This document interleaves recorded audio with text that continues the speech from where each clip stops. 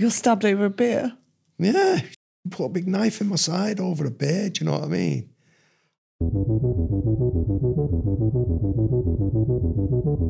Uppercut to my face, bang, right under my jaw. I had my tongue out because I fight like that. I got this big rip in my tongue and it bled for 3 weeks solid. It wouldn't stop bleeding. Sean, check it out. Come here, just look.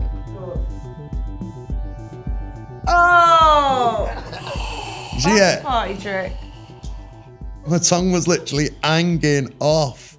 So I couldn't lie back to sleep because the blood was filling up my mouth and I was choking. So I was waking up, full mouthful of blood, spitting it out like mouthfuls of blood every time I fell asleep. And it just bled for weeks and weeks and weeks on end. So did you have to go to hospital right away? I was too busy for hospitals, mate. It was very rare I went to hospital. A man in a suit with no head. So the body was in Manchester, the head was found in Stafford to the body, and I'd just got released from Stafford. So this is where they found this connection. This is what they was questioning me about. Some masked men come to Ciara's house and start hitting me with a medieval ball and chain. Every breath, I can feel going up the back of my neck. Every breath, I was hitting in my brain.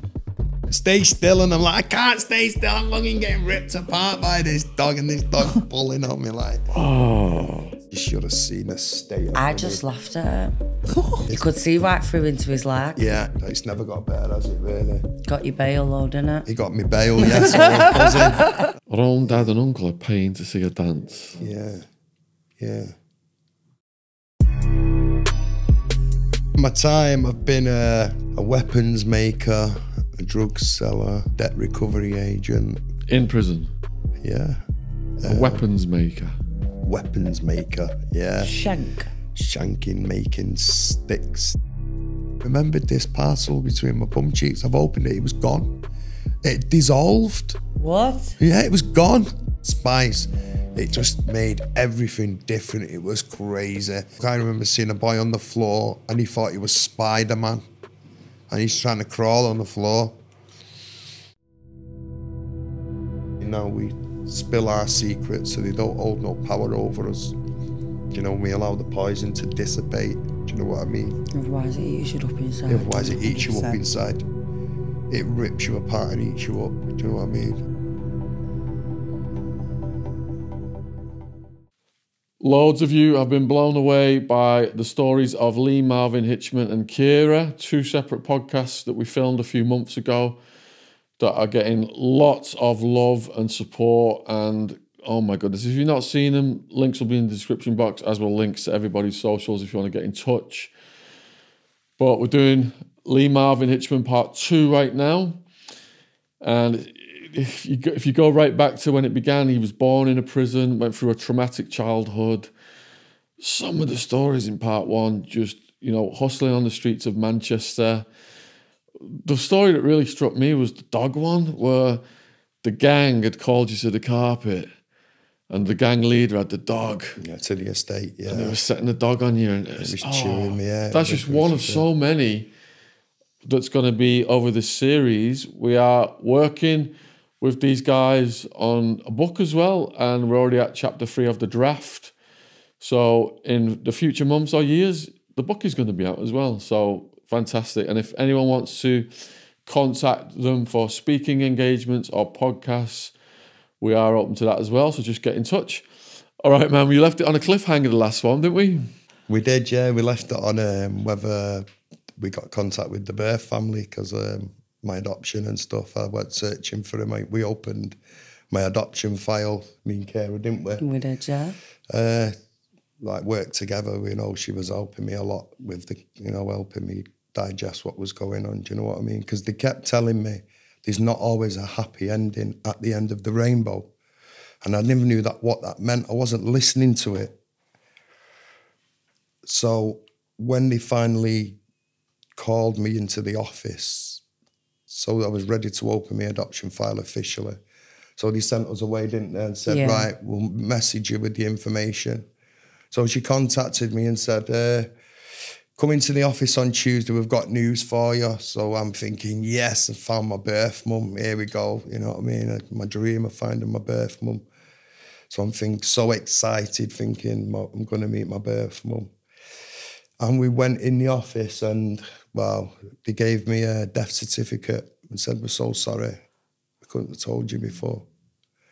She'd known, hadn't she, for months, but she couldn't tell but she couldn't tell me. So the happy ending at the end of the rainbow, she knew what she meant by that. Then it immediately clicked in my mind what she'd been saying to me all that time. Do you know what I mean? There's not a happy ending. There's not always a happy ending at the end of the rainbow. So she was giving you a hint? Yeah. She was giving us a hint. And she said to us, didn't she, I'm sorry, I couldn't have told you before.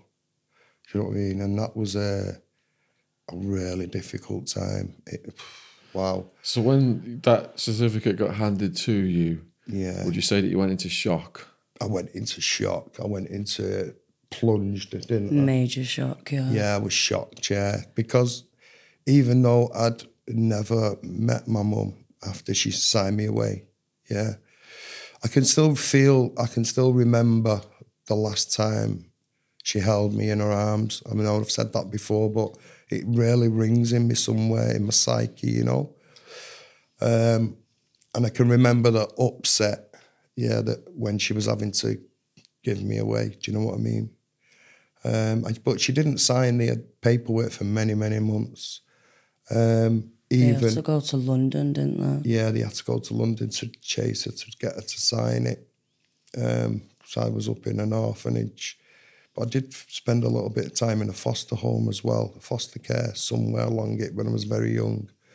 I read it on my adoption file, an address where I stayed, like with a foster carer. So what it was my mum was told I was being given to 2 doctors. That's what it literally says, yeah. I was being given to 2 doctors. So she's obviously being torn by that, isn't she? She's thinking, I'm a drug addict. I can't really give him the life that I want to give him. His dad is, meaning my dad, isn't suitable to be raising a child.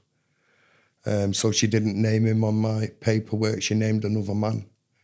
Yeah, his name's one name, and the name what she named was somebody else. And we know now why, don't we? Yeah, she only named the first name, though. She didn't. She didn't give the full name. She just named a different name to the person who claimed to be my dad later on in my life. Yeah.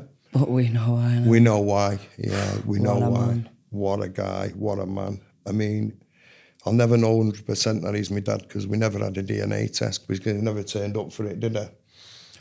But looking at them, pair of them together. He does look like me, you know what I mean? And what happened is my aunties, the last time she saw him was at my mum's funeral. So it was quite a while ago now. So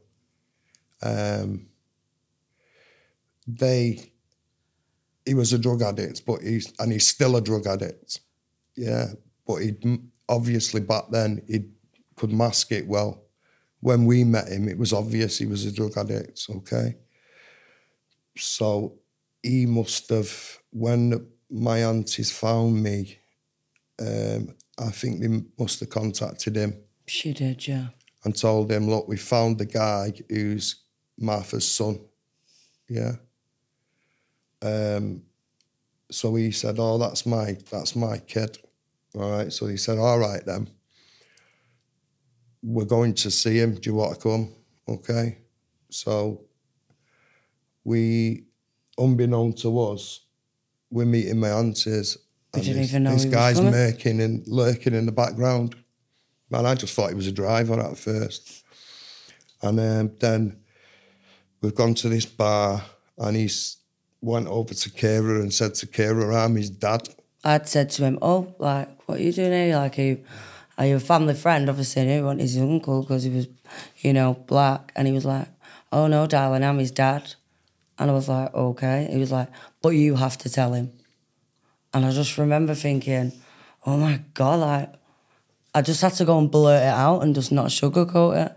So what happened was, we're in this bar and she's come over to me and went, he's claiming to be your dad. So I just didn't feel I'd never wanted to find my dad. It's weird. When I'm dreaming of my family growing up, and my dad never ever came into it. Yeah, if that makes sense, because obviously somewhere I knew that if he was a good dad, there was no way I was getting signed away. Anyway, I would have had a family unit. Do you know what I mean? So I knew somewhere, and my mum had always told me, your mum never wanted to give you away at birth. She wanted to keep you, yeah? My mum always told me that. That was my adoptive mum always said, your mum never wanted to give you away. But that troubled me as a kid, that. Because I knew my mum didn't want to give me away, so I used to wonder why. Why have I been given away then? Do you know what I mean? And so when we met this guy claiming to be my dad, me and him have come away from these lot, and I'm talking to him, just chit-chat. And his phone's rung, and I've heard him doing a deal about Valium, with Valium. I heard him on the phone talking like, yeah, I'm going to start this Valium. Blah, blah, blah. So just start a conversation. I know the fake capital of the North is 5 minutes away from where I live. Well, I'm 20 minutes away, but local to me. So out of conversation, I just said to him, well, we can get them tablets round my way, cheap. And he just switched on, and he's like, oh, can you get me some? Can you get me some? That's all he started talking about, like, can you get me some? Oh, yeah, I'd be really appreciative. Oh, yeah, blah. Just kept repeating them tablets, didn't they? Yeah. And he phoned me a couple of times, and it was about the tablets. Do you know what I mean? It was like, how are you? You all right? Nothing. Yeah, have you got them tablets there? Did you get them? Nothing about his, like... Nothing, who no he sense. is. Just like them tablets. Wanting so to get to know you, nothing like that. No, nothing interesting. So he didn't ask any questions about your life? Nothing. Nothing? No, he didn't. Nothing. He didn't, did he? Just, I'm your dad. Just the volume. Yeah, and he told me that he's got a couple of other kids, but I was his oldest. He's got a son and a boy and a girl. So potentially I've got half brothers and sisters out there, you know, who I've never met, and I don't think I'm ever going to meet them now, because what happened is on the way to go and buy the Valium for him, I lost 20 quid. On the way back, actually, it was like the air had just snatched 20 quid out my pocket. And I knew then that this was going to not go well. Yeah, you know what I mean? I read that, didn't I? They said that they would like to meet him if he is the guy's son. They was willing to meet me. Apparently he'd spoke to them and they said, yeah, we'll meet him. But if it's his son, if I'm his real son, someone said, well, let's have a DNA test, obviously, right? So he's on my case about these tablets. So like I say, I lose 20 quid. So I knew then it wasn't going to go well. And we get there, don't we? And have you got them tablets? Have you got them? I said, I've already told you I've got them, you know what I mean? So I passed him a couple of boxes, and he went straight in the toilet. And we went to my auntie's compound, didn't we? Yeah. So we sat in the garden of the compound. I say it's a compound because it's an enclosed space with a couple of houses in it and a big, beautiful gardens. So we're in my auntie's compound, and we're in the garden, and he's drinking, and he's smashed, he's high. And he starts telling us stories about himself, you know, not asking me anything, was it? No. I don't think he asked you even one question about himself. He just started telling me these mad stories. And Disgusting stories. Started saying the most disgusting stories you can imagine. What like? He's put guns to women's heads, make them smoke crack. Coke. Make them take heroin. Heroin? Yeah, make them take heroin. And then up to now, to this day, we're still doing it, forcing girls to smoke crack by the barrel of a gun. So we've been doing it for years. Right? And he's telling us these stories. Yeah, I used to go mad at your mum for fucking giving you away, and I used to call her every name under the sun. And as he's telling me these stories, I'm thinking, wow, I want to smash your head in. How dare you tell me that you used to bully my mum and get on a case and all that? She must have been traumatised enough. And like, as he's telling these stories, is he proud of what he's saying? Yeah. Yeah, is he kind of showing off? Glorifying He was it. glorifying it. Like, no shame in it. No, And I'm like, sat next to him knowing what my girlfriend went through. And I'm thinking, you're everything that I would dread to be becoming my life. Do you know what I mean? Everything I fought against. And she's got up in disgust, didn't you? stormed off. She just got up and just marched Because I didn't really off. want to say anything because, you know, could potentially be his dad and I didn't want to rock the boat. So she got up and stormed off, but I knew she was pissed Yeah. off because she just went, put the chair back and just marched off. And he went, oh, I don't think I should have been saying that, should I, about forcing drugs onto girls and all that? And I went, well, not really. Do you know what I mean? Like, you on the right planet here, mate. Do you know what I mean? Like, you on the same planet as us. Like, you're just telling me that you're forcing girls to take drugs and bullying them and this and this and that, yeah?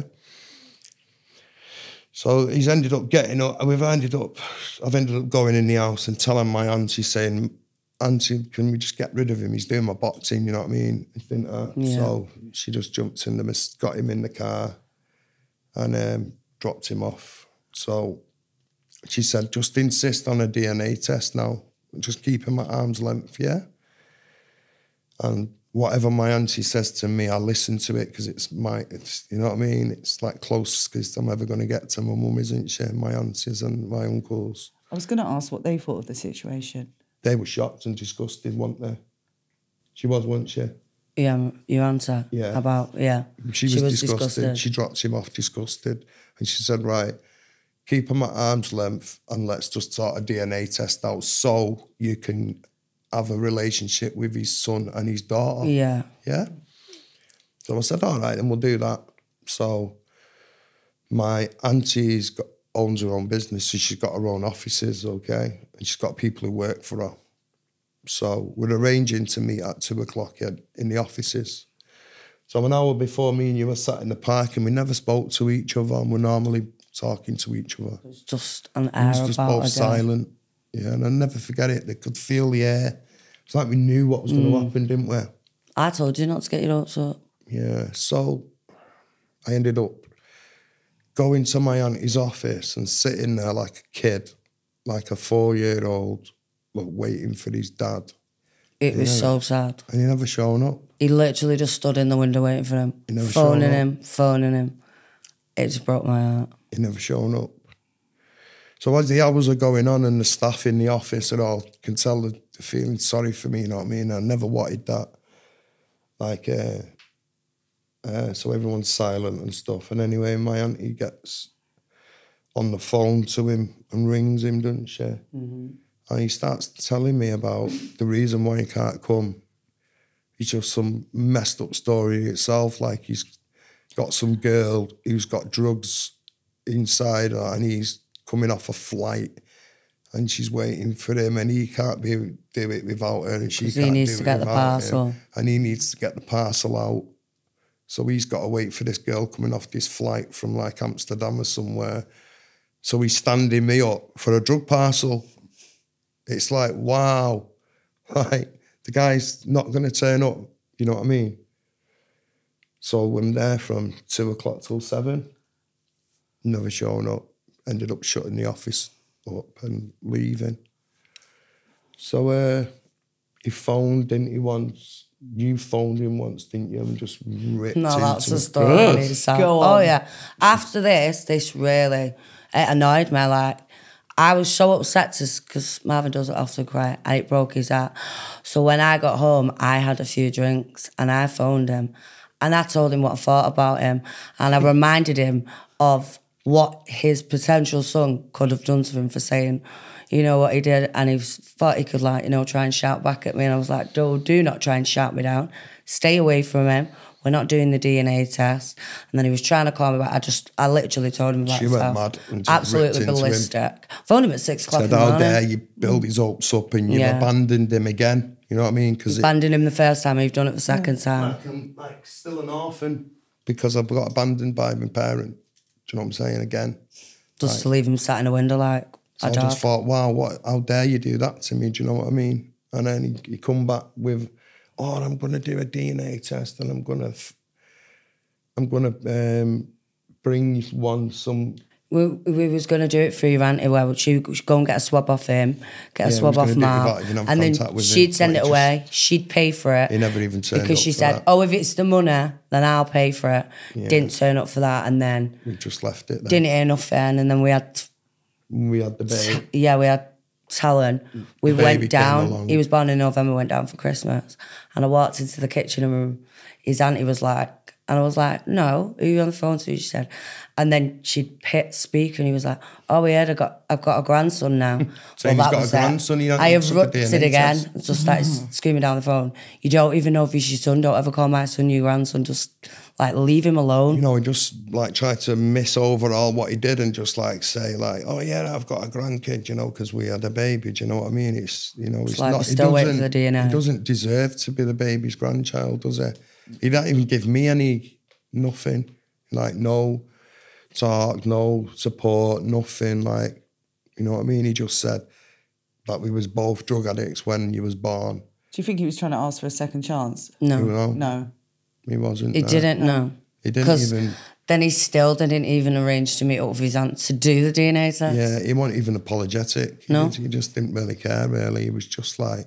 He just heard that he was back in London and just thought he'd just get his 2 pence worth. And I know what my auntie was trying to do. She was trying to, like, ease it a little bit and try and get the DNA test so I could have contact with my potential... So you knew where you came from, basically. Yeah, but it never happened. So he never turned up for one. So to this day, I don't know if he's my dad or not. So what's the age difference between you and your siblings? 18 years. 18. He was, how old was he? Yeah, he was, is that what you're asking me? No. Yeah, right, the age Oh, difference. the siblings. Oh, sorry. Yeah.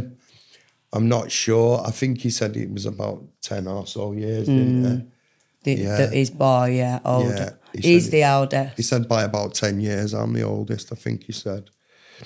And then So- he's got a son and then a daughter. Yeah, so we never turned up for that. So that was that. I just ended up saying, like, we'll just have nothing to do with him now. There's nothing else we can do, is there? It's not worth the heartache. It's not worth the heartache, is it? No, it's not, is it? No, if he's just going to keep letting him down and letting him down. Yeah, so that was a bit quite disappointing that I'm still on paper like this orphan who's abandoned off him, and he's there. You know, he could come and contact me anytime and, like, you know what I mean, try and build something with me, you know.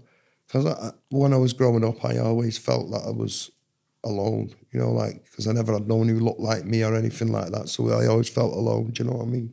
And then he made you forget what it's feeling like that, didn't he? Yeah, so I went really went down about it, then I plunged into this deep hole with it, do you know what I mean? But yeah, my adoption file, that was incredible what happened, wasn't it? So when they gave me the information that my mum was dead, they sent me a letter saying, "Sorry, we've got to close your case now." Yeah, that was good. Because the funding what we've had to counsel your area has gone. So you're going to have to go and contact your other services, didn't I? So about a couple of months later, I phoned them up. I was really down and I just phoned them one morning. And I just got on the phone and I spoke to like a manager type thing, and she said, "What you've said to me now, I'm going to put in front of a meeting. We'll have a meeting about it." So they sent me a message a few weeks later, a letter, didn't they? And I got on the phone and she said, "Well, you're really lucky. You're one of thousands of people we've kept the funding here. Like, your funding's not been stopped. We can continue with your funding. And we think we might have found your family, your birth mum." And we was just over the moon, weren't we? Yeah. My birth mum's family, sorry, he said we might have found your birth mum's family. So we was just over the moon, weren't we? We was just buzzing our heads off. Like, finally, he's going to get a piece of him. He's going to finally find out who he is, where he come from.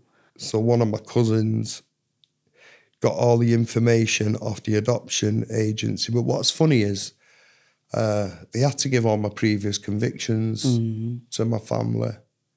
So they had to literally read all my previous convictions. But luckily, I'd never done nothing really bad. You know what I mean? I'd never been convicted or nothing like violence against women or violence against children or any child offences or anything like that. There was never nothing that on my record. So obviously they accepted me, didn't they? Said we was going to build a relationship with me, you know what I mean? And then, like I say, they brought him along, but that didn't spoil it for me. That just made it all more part of the experience, do you know what I mean? So, yeah, it's been an incredible journey, hasn't it, Ciara? It's been an amazing journey. Like, having no family to having loads and loads of family, yeah. It's mad, isn't it? It was a bit of a whirlwind at first, wasn't it? Like, yeah, it's like a trip. Crazy. It's like a trip because it goes from having no cousins to loads of cousins to loads of these people's names that we've got to remember. And you're like, I've got to talk to people. I don't know how to names? talk to people. Yeah, I'm rubbish with names as well. So it was like I couldn't remember who was who, could I? No. And then like I was like, I don't know what to say to people. Do you know what I mean? Like, what do you say like to my family? Do you know what I mean? It was like watching a little kid. Like Yeah. he'd literally get saying to me, "What do I say to him? What Yeah. do I ask him? Are they gonna like me?" Yeah, so all my cousins remembered my mum. Like, they all had fond memories of her. And she was very loving to them all, do you know what I mean? She was like a proper kid person, wasn't they? They all Like a mother hen, they call They all said she was a really, really nice person, so that was good. But yeah, going through that experience was like a whole new, it's opened a whole new world to me, hasn't it? What I never knew it existed, do you know what I mean? But yeah, going back to my criminality and stopping the drugs, the journey, what I went on to get there was something else in itself. Very difficult to stop taking drugs. It's because I had no family, I had nothing to stop for, you know, I had no one telling me to stop it, do you know what I mean? No one who'd sit down and talk to me, did I? So I was just like alive while I wanted her. Yeah. And it was just an escape for you, wasn't it? yeah, it was just an escape. I was using the drugs to deal with everything, you know. It's funny because they use legal medicines to deal with things and they're drugs. You know what I mean? So I was drugging myself from bleeding 6. And when I first found that black tablet in the kids' playground as a 6-year-old, taking that was me self-medicating and dealing with my problems. Do you know what I mean? Because I remember the first drug I ever took. So I'm in this little park local to me, and there's a swing in there, and I found a tablet on the floor, and it looked like a Smartie, but it was like a black tablet. I think it was black anyway, and it might have been red, but I'm not sure now. But I remember taking this tablet and swallowing it, and all of a sudden this wavy feeling came over me, and I couldn't stand up straight, yeah? And I'm walking, like, holding on to things, and I'm feeling sick. But what was weird is I sat on my bed, I went straight to my bedroom, and I'm lying on my bed, and the bed is literally, like, floating. And I was scared, but I enjoyed it. You know what I mean? Ecstasy, yeah? No, it was a tablet, like a pill. I asked my mum, my mum, about 6 months later, and I told her what I did. And she said, I think you took a black bomber. That's what it was called. I don't know. So that's what she said to me. I think you took a black bomber. You found a black bomber in the park. My mum was on about them recently. She took a black bomber. What is it? I think it was speedy or something. I think it was like a speedy, weirdy drug, what they all used to take back then. Do you know what I mean? Prescription? I think so. Was it a prescription drug, what they used to take? It was a prescription drug, yeah. So like something like diazes now that people I'm not sure what it was, but I'll tell you something. I just felt like I was floating in this spaceship, yeah. I couldn't, I was scared. I remember being scared, but enjoying it at the same time. So when I pushed open that door in that empty house when I was a kid, I went searching in empty houses when I was a kid. Don't know, I used to enjoy my own company and searching places. I don't know why. So I'm in this empty house one day and I pushed over the door. The door was covering the thingy and there was a guy asleep on the floor and he jumped, so why were you doing there? And I ran off. But I'd seen all these bags in there and like these tins like of glue and I could smell it, you know what I mean? And I was intrigued, so I went back the next day And he wasn't there, but there was like all the glue bags was there and the Evo stick was there, the big tub of Evo stick. So I flicked the lid on it and I've put the bag and I've wiped it round and I've started blowing on it. So I'm glue sniffing. Yeah, I'm following what I can see, the bags. And it sends me into this heavy high. It's a very heavy high, glue. You know what I mean? It's a dangerous drug, yeah. It's very heavy high. Like fogginess, you know what I mean? And like you're just tripping like. Is it a bit like aerosol? Yeah, it's like aerosol. Yeah. It's like aerosol, but a bit more muggy than aerosol, you know, because you're smelling this heavy thing, do you know what I mean? So I liked that, but I liked aerosols more. Aerosols was what really I connected with. So I used to take a lot of gas. I enjoyed taking a lot of gas. It was one of those things what I really loved taking, do you know what I mean? And especially because they had like my dad, like going mad at me and stuff. Like my dad used to beat me a lot. He was a bit crazy with that, you know, hitting me and stuff. So when he used to behave that way, I'd turn to the gas. So like I say, one day my sister caught me sniffing in the house on my mum's chair Saturday morning. I thought everyone's gone out shopping, but they hadn't. My sister was upstairs. She had a line and stayed in. She didn't go down with my mum and dad. So as I got my mum's gas in my mouth, I just felt this whack right across my face. Nearly knocked me for 6. Gas tin went everywhere. And I'm like thinking that. I thought to myself, that was a really heavy trip. That's what I thought at first. It was like, wow, what's just happened to me? And then I've turned to see my sister and I could see her shouting at me, I'm going to tell her.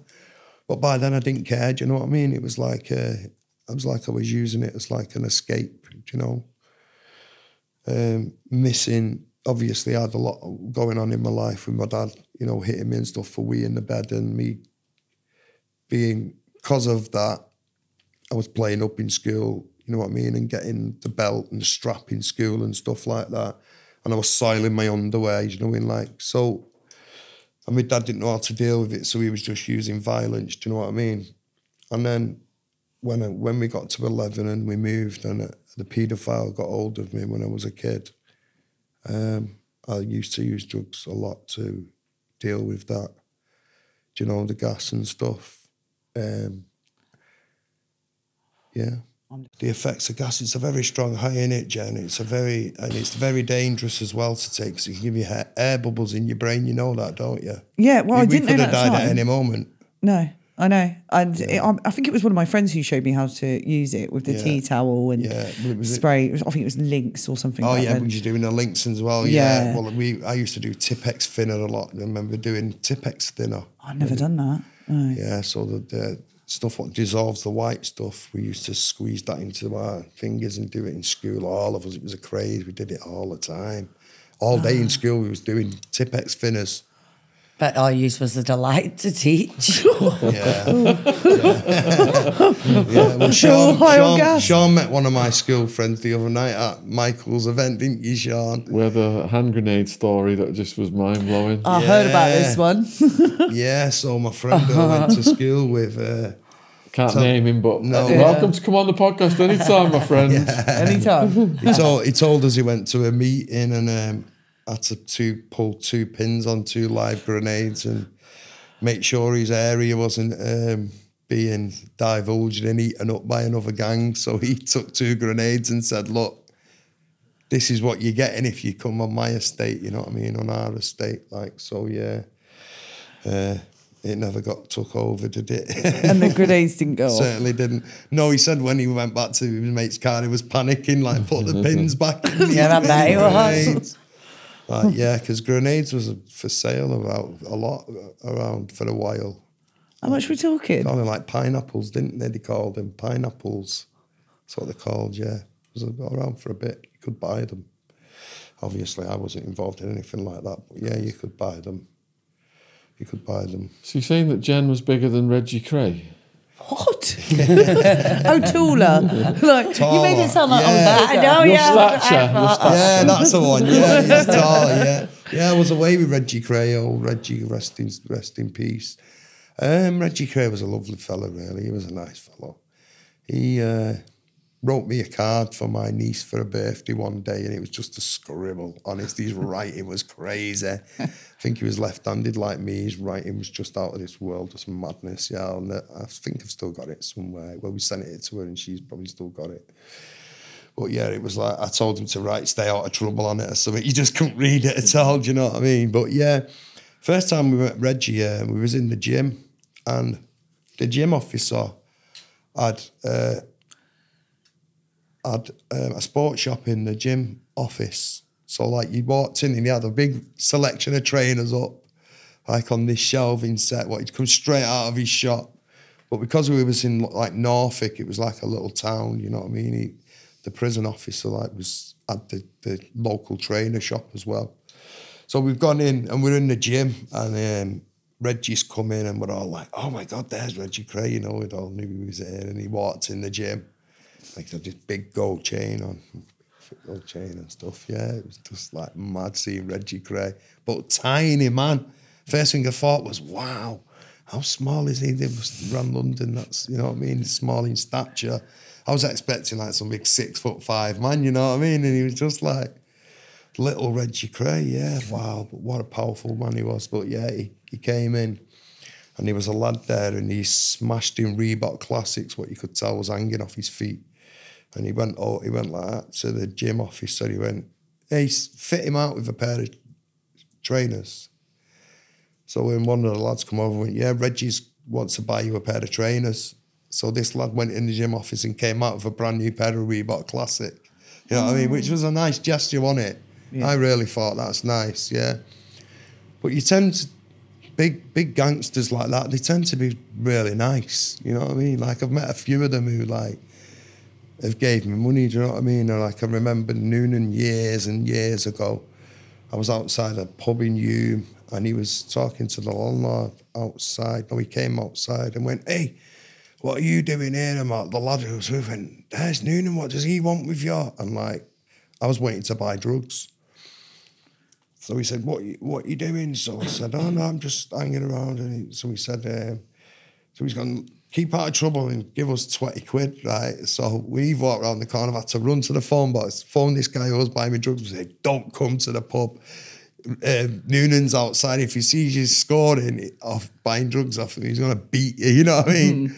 Like, so we ended up running off around the corner and like getting it from somewhere else. But yeah, Reggie Cray was like, what a top-notch guy. Like he lived on the billet next to us. Like, so it was a semi-open conditions.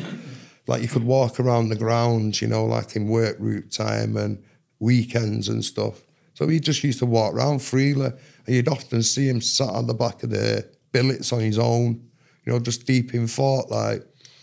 And we'd always knew when to like leave him alone or when to have a little bit of a banter with him, do you know what I mean? And he was like proper old school, like he left his TV under his bed and stuff, like, yeah, and he just wouldn't watch it. It was just under his bed, yeah. And he had an old Roberts radio and all these walls were filled with all these photos of all these boxers and gangsters, you know, with his met like photographs and stuff.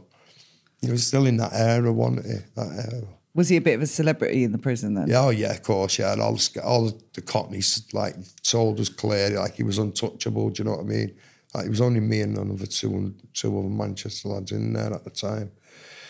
One of them, a Salford kid called Gavin, yeah. He was on the billet, same with him, you know what I mean? So he was telling me like what he was like on the billet and that. And he used to give them all tobacco, you know, on payday and stuff. So we had people doing tobacco for him, you know, like he was a bit of a tobacco baron. So we put a quarter on top so you could borrow one item. You know, like if you need to buy drugs or anything, you can't afford it, you buy items, you borrow items. So a quarter on top, he'd charge off half ounce, so 50% on top, you know what I mean? So we'd get a lot of business. And Gavin said that he used to give him all tobacco, you know, on the weekend and stuff, which is nice of him, isn't it? Yeah. But yeah, we didn't know, little did we know he had stomach cancer at the time. I didn't, he probably knew himself. But he probably kept it to himself, you know what I mean? So I got out of prison and I'm reading in the paper, my God, Reggie Cray's got stomach cancer. And I was like, oh my God, I've just been away with him for months and never knew, you know what I mean? It was quite sad and it ended up taking his life in the end. And he died not many months after I got out of prison. I got out from where he was in that Norfolk. He got out compassionate. They released him just before he was dying. So he died a free man, I think, which is a good thing. Do you know what I mean? I think he deserved that. He did enough prison, didn't he, Reggie Cray?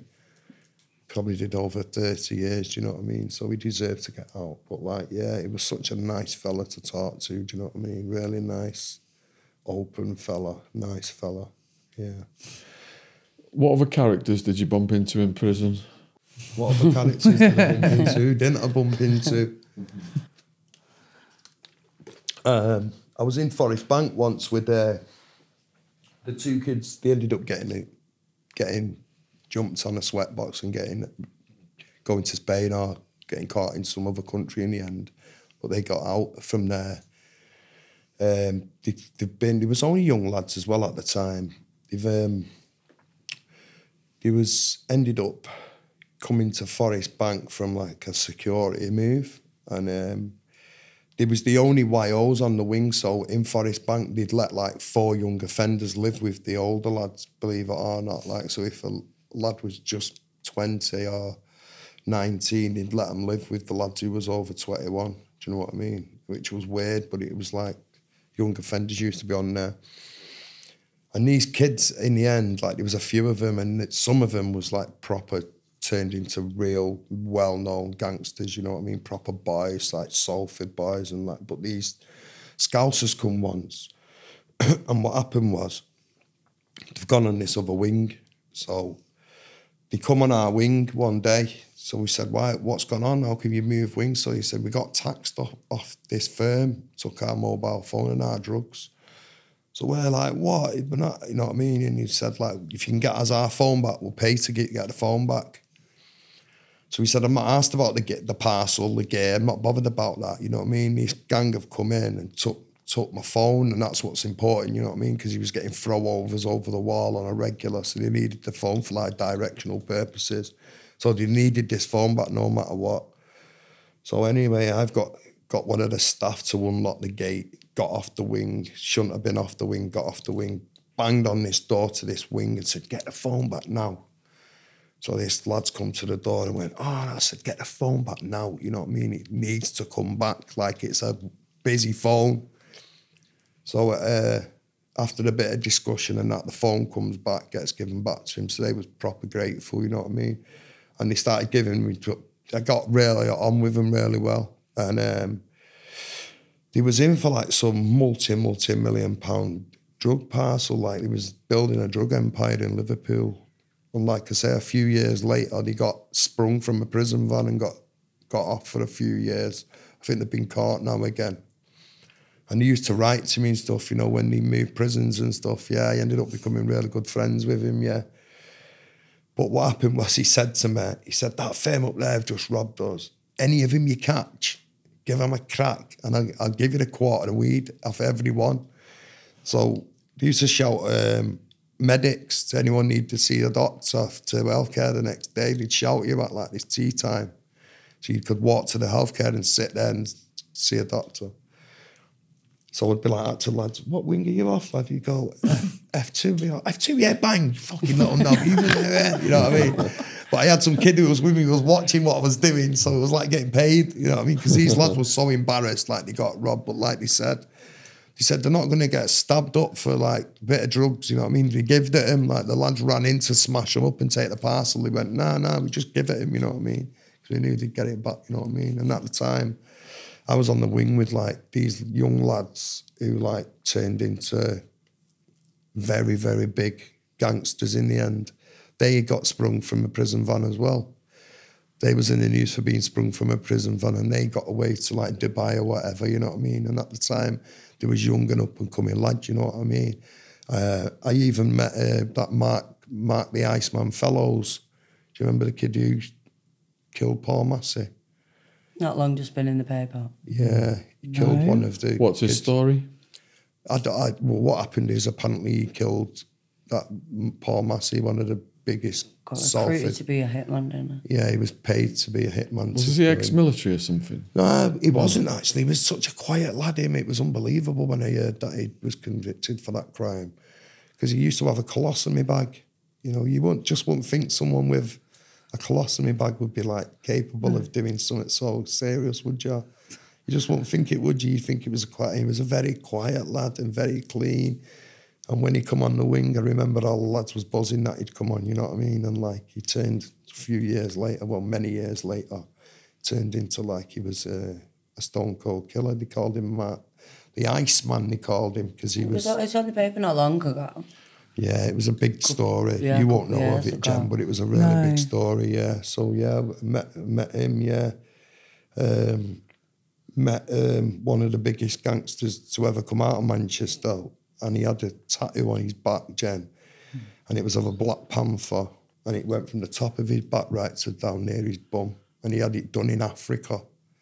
A Black Panther. It was just... It's the sickest tattoo I've ever seen. He's dead now. He got killed, but and no one was ever convicted for his murder. How did he die? Shot or stabbed. One or the other got killed. He went to kill someone apparently and got killed himself. I don't know how the story went, but yeah, it was a very, very big story. That, yeah. But he had this panther on his back, and it was just like incredible. But I'd knew him since we was kids. Like when we used to hang around in the city centre when we was kids. Like there was a lot of kids there who turned into main known heads, you know what I mean, in the time, because there was a lot of gang wars, what happened in Manchester. I mean, the name Gunchester came out of Manchester for a reason, you know what I mean, because it was just hell of a lot of guns in Manchester, you know. And like, because I was addicted to crack as well, I was very close to them people, you know, because in Manchester back then, if you was an anybody, to defend yourself, you'd have to have a gun. Do you know what I mean? They have to be known as like capable of using a weapon, do you know? Yes, you wouldn't get anywhere, do you know what I mean? So I was around a lot of very dangerous people growing up, do you know? I mean, I got shot myself.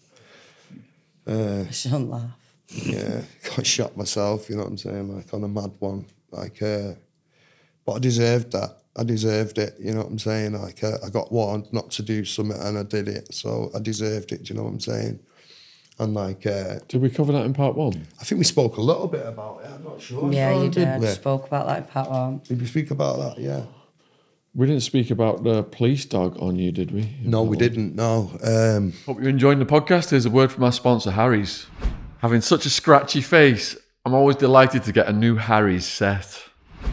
There's a foaming gel, hydrating night lotion, and the razor with the weighted handle really gets the job done. The trimmer blade makes it so easy to get into those tricky places to reach.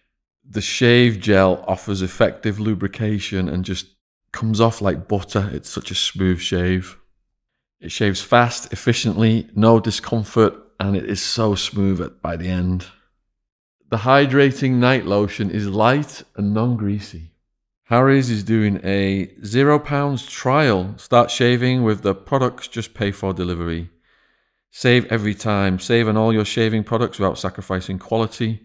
You're in control. You can modify or cancel your plan from the account page. Make sure to support our podcast and start your own skincare journey by redeeming a free Harry's trial set.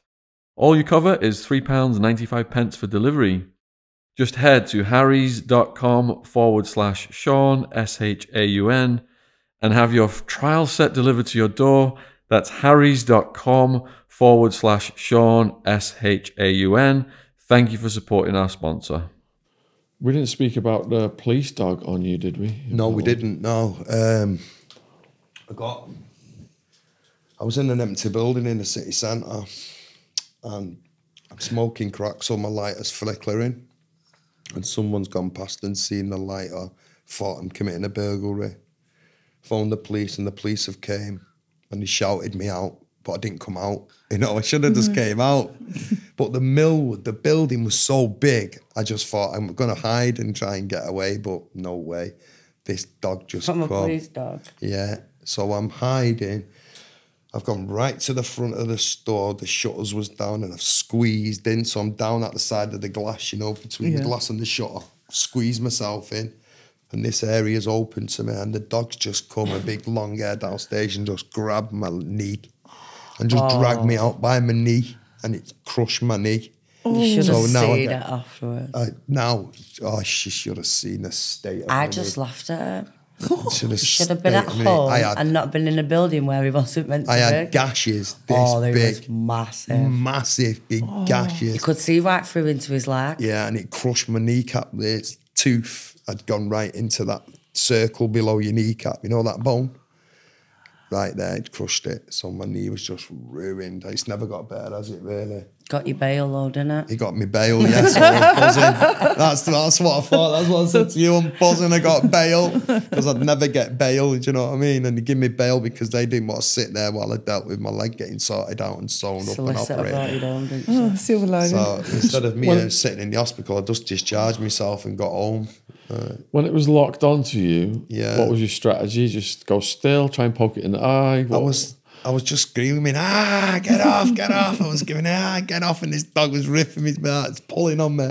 But when the police officer come, he didn't take it off straight away. He just stepped back and went, stay still. And I'm like, I can't stay still. I'm fucking getting ripped apart by this dog. And this dog pulling on me like, I got to the floor. It's just ripping on my knee, you know, like properly locked on. I thought they were trained only to bite if you're resisting. No, if you don't, no, not in your case. Oh my God, it just ripped me to shreds. What made it stop biting you? I think they get them off you in the end, don't they? They leave them for a bit. Do you know teach you a lesson. They go overboard. Like it was on me for probably 2 minutes or something. Do you know what I mean? That's long. Probably because and it was you. Pulling on me as well. It was like really pulling on me as well, you know, because like it was trying to get me to wherever it wanted to go, you know.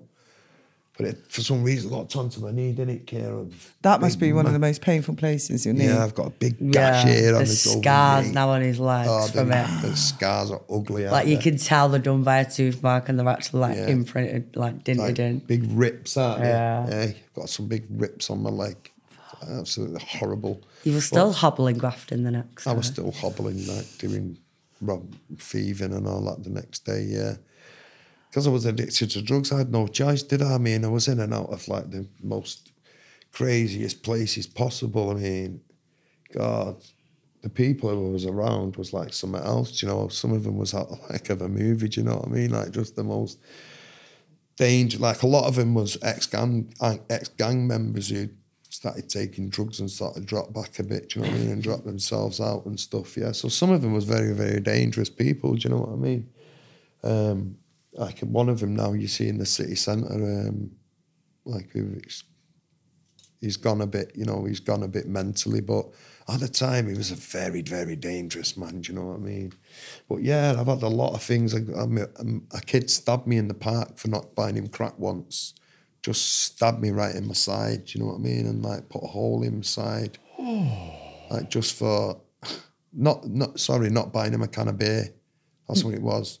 I'm going to buy crack with him, right? And he's a well-known gang member. He still is, yeah.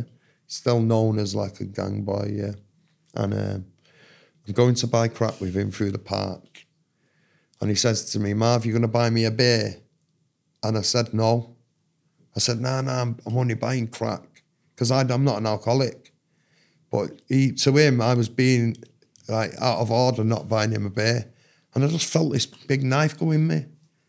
And he just stabbed me and just backed off and walked off. And like I've looked down and I've gone, you just fucking stabbed me. And like, he's gone.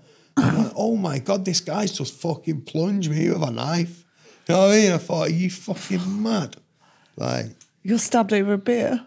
Yeah, he fucking put a big knife in my side over a beer, do you know what I mean? Like I've had some things happen to me I've had some things happen to me what I deserve. Do you know what I mean? Like I've never not fucking had a beer. Yeah, like obviously I've never named anyone. I've everything what's ever happened to me. I've never named anyone. Do you know what I mean? I could never identify anyone. If the police ever come to me, I would say I don't know who it is. You know what I'm saying? It's just like because I was playing with fire, I'm going to get burned out. Do you know what I mean? Talking about fire, I nearly killed myself in a fire in an house smoking crack once. I was smoking crack I was smoking crack by a window, and when it got dark, I lit a candle.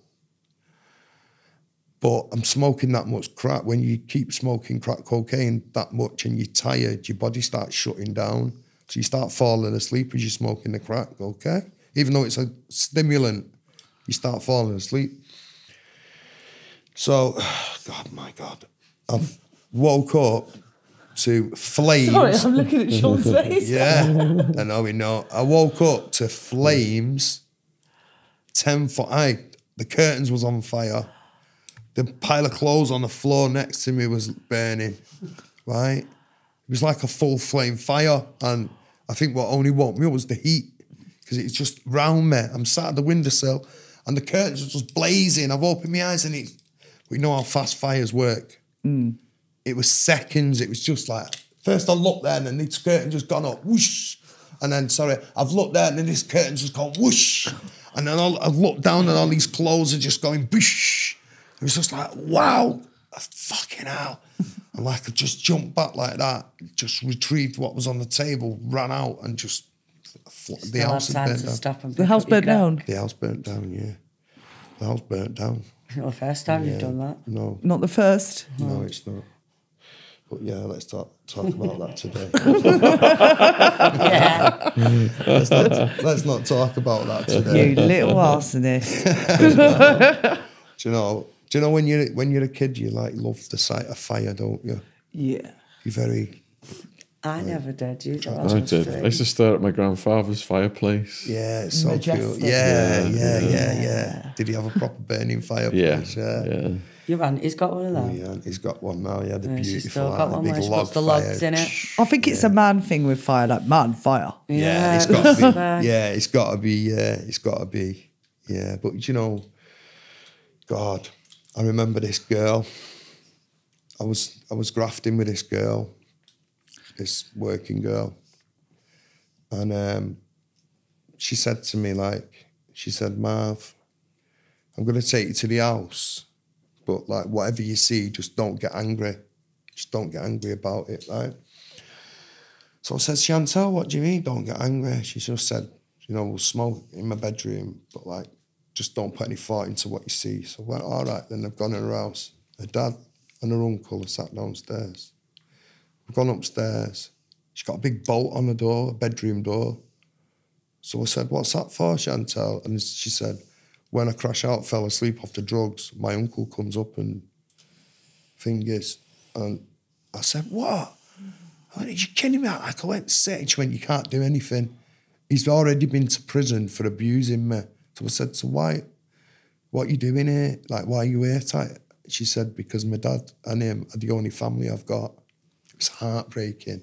Okay. It was heartbreaking, yeah. And then everything why she was working just all fell into place then, do you know what I mean? And she said, when they get paid, they want me to dance on the cushion on a thing in the living room, and they give me money out the payment off to get off the social.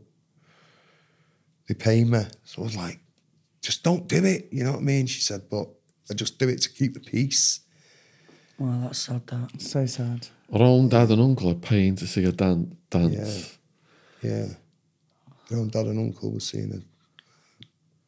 And he'd been to jail. Her uncle, for abusing her years before. Like, done his sentence and got out. And they was living together. Do you know what I mean? And I couldn't handle her doing punters. I couldn't stand it in my mind, you know what I mean? I'd say, Chantal, let's go and do a street, let's like get the punter around his ankles and I'll go around and take the money off him. And you know what I mean? She'd be like, no, I just don't want to cause trouble. We're like punters. I'm just going to do the business and just get the money, do you know what I mean? So one day she had this guy come, and it was like this well-known guy. And he was like, she didn't want to do business with him. Yeah, he like was doing something to her what she didn't like. Because she came downstairs and said, Marv, I need to get him out of the house. What can I do? And I went, what can you do? I'll tell you what we do. Watch this. Where's the electric cupboard? I just found the big plug you get in the electric cupboard and just pulled it, bang. It was night time. The house went into pitch darkness. He started going, what are you doing? What are you doing? He ran out the house, just in his boxer shorts, because he thought it was like, it was a setup, and he went into this mad psychosis because he was a bit of a madman. And he ran out the house, and that's how I got rid of him, do you know what I mean? And it was a really heartbreaking to hear a story, do you know what I mean? Like, just one story. It's like so many different facets to everyone in there. You just couldn't, I couldn't wrap my head around it. So I couldn't resist it in the end. I went in the living room and I grabbed the uncle and I threw him to the floor and I put my knee to his chest. And I went, if you touch her again while I'm round you, I'm going to fucking smash her and you better leave her alone. And he's going, Marvin, get off me, get off me. That's what he's shouting. Leave me alone. And I'm saying, why are you doing it to her? You've ruined her life. You know what I mean? Like, she was out. You know, she would have probably knew, she would have probably threw me out herself, you know what I mean? When she come back. I said, you know what, Chantal, I've just grabbed him, but I didn't hurt him or anything. And she's like, Marv, it's my only family. That's why. It's sad, that. So sad. Yeah. Real hard. But then you've got the other end of it. This girl who I knew, and her family was like very, very, very well known. Like her uncle was a chairman of a rugby league club, like on the outskirts of Manchester. And her family had tons of money. Her dad designed and built his own house, then got bored of it and moved to another house.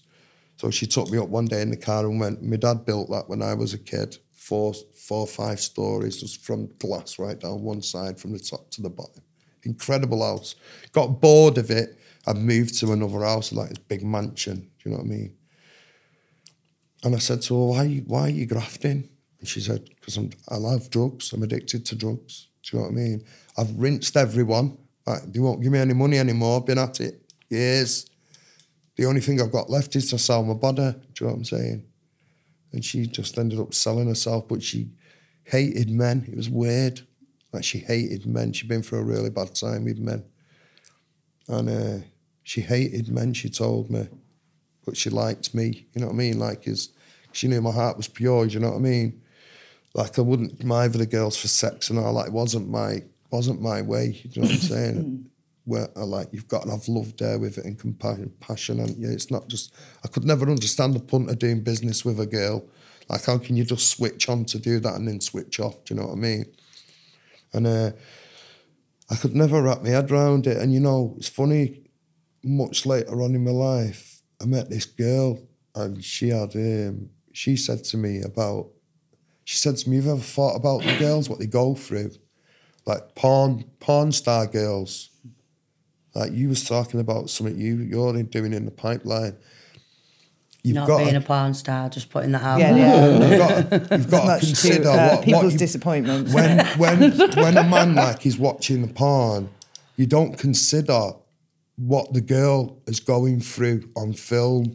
I've seen some sets, yeah. Like, so she was saying about like, the girl's got to stay in the same position for 4 hours. Because what you see in that 5-minute video is in fact an hour of retakes. And retakes, yeah. Of the poor girl positioning just absolutely. And someone cameras and taking pure time and loads of lube, and you can just imagine what they go through to get a scene. We had Samantha Brown on, and she was talking about she got forced into porn. The tears in certain parts of the body, and the rips and the tears, and how they persuade you to go further and further and further into it. Well, it's funny, you know, every working girl who I knew on the street would never work in brothels and stuff like that. Do you know why they said they wouldn't?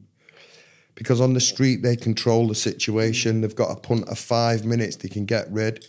In a controlled environment, they've got to sit for an hour with a punter, or paid for 2 hours or something. So they're just getting, like, going through trauma for 2 hours, aren't they? On the street, they'll make that in 10 minutes, done, business, done and gone. Do you know what I mean? And I got it, and I understood why none of them would work like that. Gives them their independence, yeah. Gives them their independence, yeah, and gets them a bit of freedom, doesn't it? But, like, yeah. So I was around a lot of working girls all my life. So I was always conscious of the fact that a lot of them are traumatised, but I was a traumatised kid as well. Do you know what I mean? So, like, I could relate to it a lot. Well, Sean always said it's, you know, when people have endured trauma in their life, usually men go into drug dealing and women usually go into sex work. Yeah, that makes a lot of sense. Makes a lot of sense, yeah. Well, that makes a lot of sense, because, I mean, when I was 13, 14, me and my mate, who was a couple of years older than me as a bouncer now in town, we were selling drugs for some girl. And that was just a normality to me from being 13, 14, was selling drugs, you know. Me and Sean, meeting in the Thunderdome, without a shadow of a doubt. Without a shadow of a doubt. Yeah, me and Sean coming across each other in the Thunderdome, like, was drug taking, but it was a happy part of drug taking, wasn't it? Then you've got the dark side of it. Do you know what I mean? Well, don't you find with all drug taking, it always starts off all happy, and Always then starts it off happy, always doesn't it? almost goes to the dark side. Goes to the pot, doesn't it? Yeah. Yeah. So there is like there is doorways what you can go to, and you go further and further slowly, don't you? And you're getting more and more adventurous with drugs. Do you know what I mean? And you'll try more and more things. And before you know it, you're taking cocaine. And then if you're taking a lot of cocaine and then you're around people who take cocaine, inevitably, when the cocaine powder runs out, someone smokes crack rock and someone will say, I've only got crack rock, and you're sat in a party with all your friends and inevitably you're going to try crack. And then, because cocaine and crack cocaine are identical. I mean, I used to live in a house where a lot of activity was going on with a lot of punters who'd be asking to buy cocaine, and it was a crack dealer, and they'd just come, crush it on the floor in the wrap and say, crack cocaine, it's cocaine.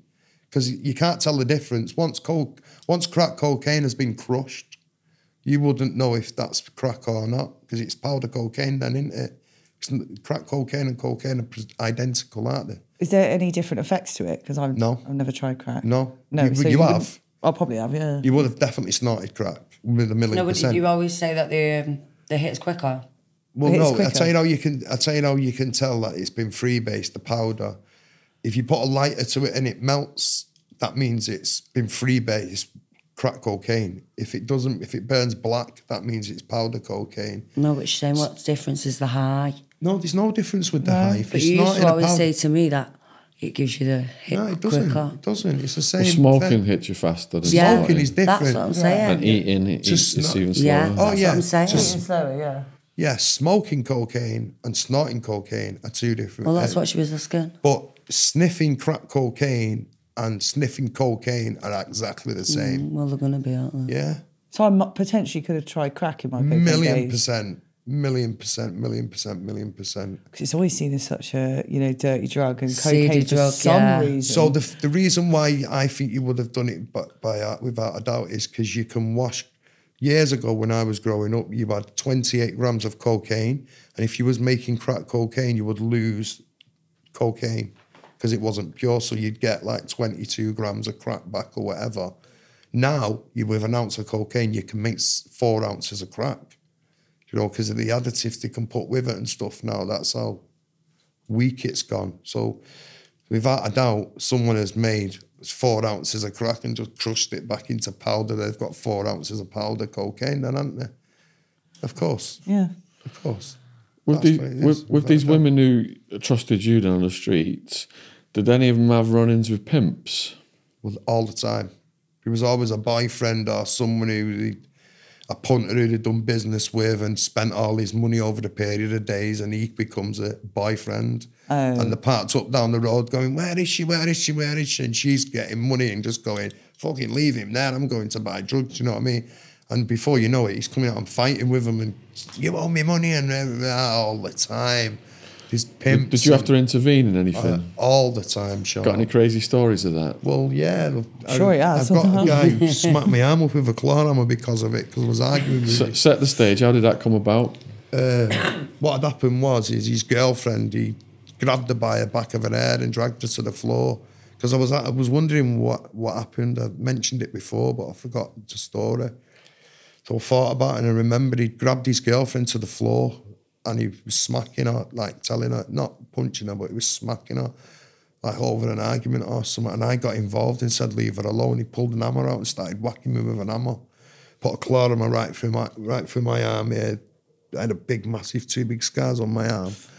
And I took the hammer off him in the end, and I'm defending myself, and the police come, and I get arrested for favour of provocation of violence and possession of an offensive weapon. I was like, listen, I was trying to explain to him, I was like, I didn't do no, he attacked me first, you know what I mean? And the police was like, nah, what we've seen is what we get, do you know what I mean? It was like, they're not having none of it. That's terrible, even though he was hurting her. Yeah, I mean, there's a few times when they these guys in cars looking for girls, and I know he's like, they're owing money, or like he's trying to bully him, do you know what I mean, and stuff. And I've got to say, walk over and say, mate, leave him alone, do you know what I mean? Like, get away from him, leave him alone. You're just like causing him pure shit, do you know what I'm saying? Like, you're stopping him and you're scaring him, and do you know what I'm saying? Like, if you're smoking crap with a prostitute and you've spent your money's gone, don't sit on the beat expecting him to like feed your addiction.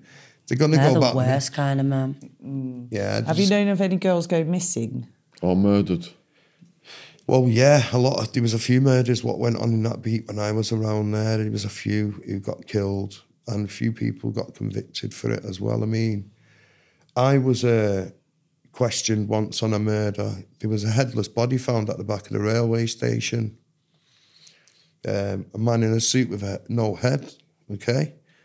And the police come to me about it, and I asked him what had gone on, and he said, well, your name keeps coming up, like as being round on the street, yeah? At the time, I was all over the street. And he said, your name keeps coming up. So I was like, mate, I ain't done this, you know what I mean? It's nothing to do with me. And then I go to prison, I get released from prison, and the guy's head was found in the same area I got released from.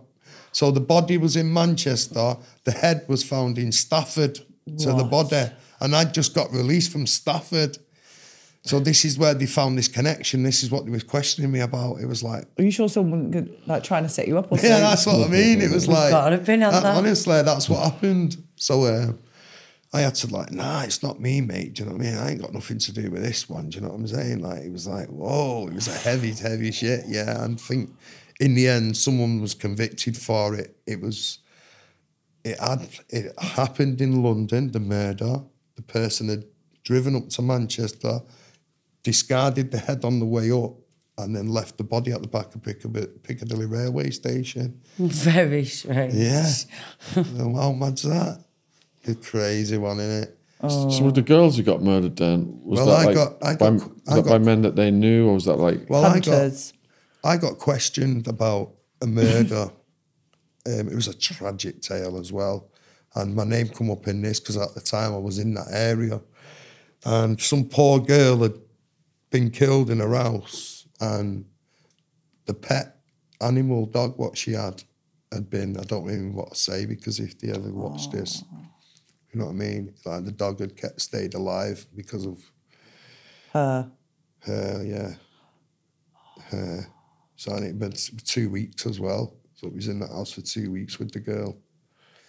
And it actually, you know what I mean? It did what you think, what you're dreading. It was true, yeah.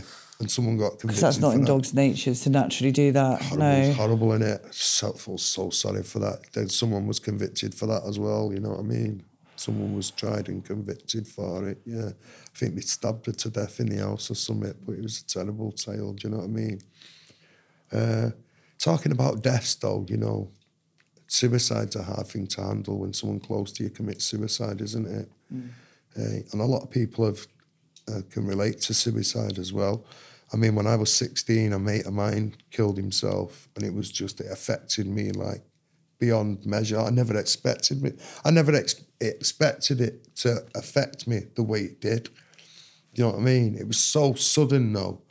Like, he was on drugs, and he was a shoplifter, but he was a top thief. Top thief, as in, you know, it's not a nice thing, but he was a top shoplifter, one of the good ones.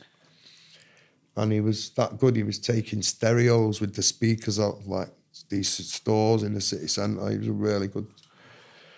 I had a friend who used to go to Curry's and walk out with a TV. That's what I'm telling you. Well, Top I used thief. to do the same thing. That's right. I used He's to just do the brazen same. as fuck. We'll come home with a TV and I'll be sat with his missus. He'd be like, yeah, I just got this from Curry's. Yeah, it's funny. I used to do the same. Allegedly. I used to go to a superstore. I'm not saying which one it is. So they'd have all the TVs there for sale. And you could line up there to pawn your TV and sell your stuff. I know the one. How many times did we do that? Oh, Take the TV from the sale Let her just tell her to stand in the queue. And go I over want to and get her pawn it. involved. So I'd go over.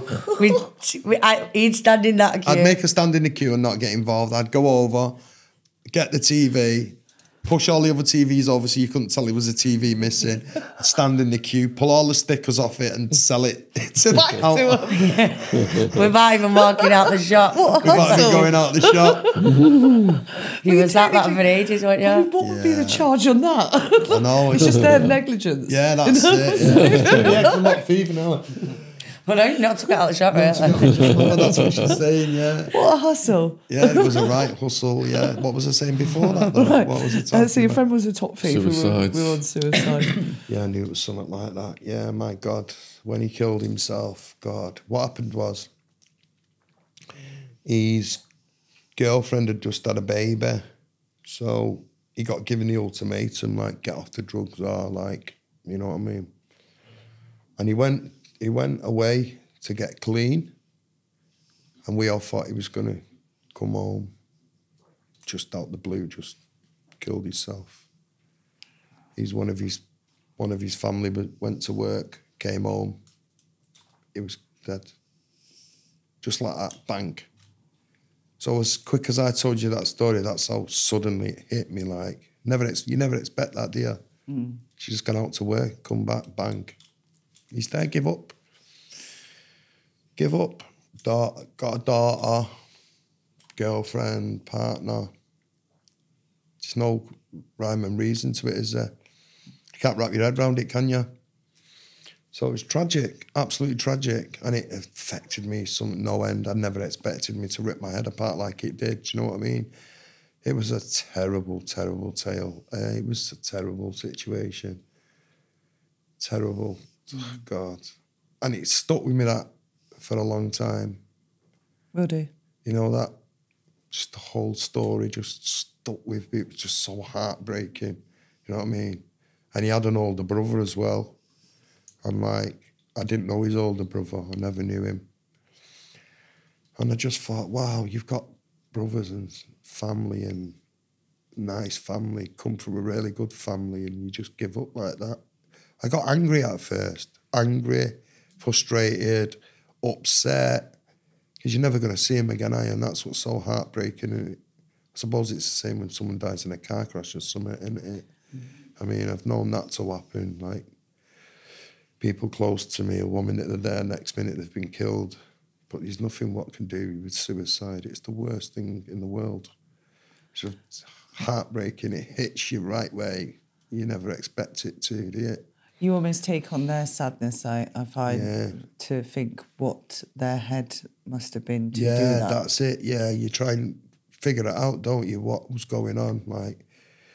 And the things I've been through, you know, like I've always thought, wow, some people had to give up.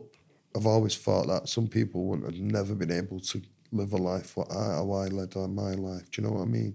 Carrying these things, big, heavy secrets around with you and using drugs and comfort eating to deal with them. Do you know what I mean?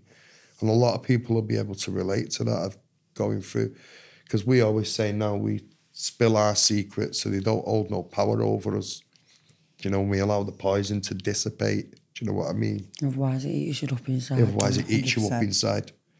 It rips you apart and eats you up. Do you know what I mean? And like we're in discussions with people, aren't we? People like message us and stuff, and we try and help them and like try and digest things, you know. But do you get a lot of messages off your YouTube videos? Yeah. yeah, we got a lot of people saying to us and speaking to us privately, you know what I mean? And we welcome it all, but we just try and help as best like we can. Do you know what I mean?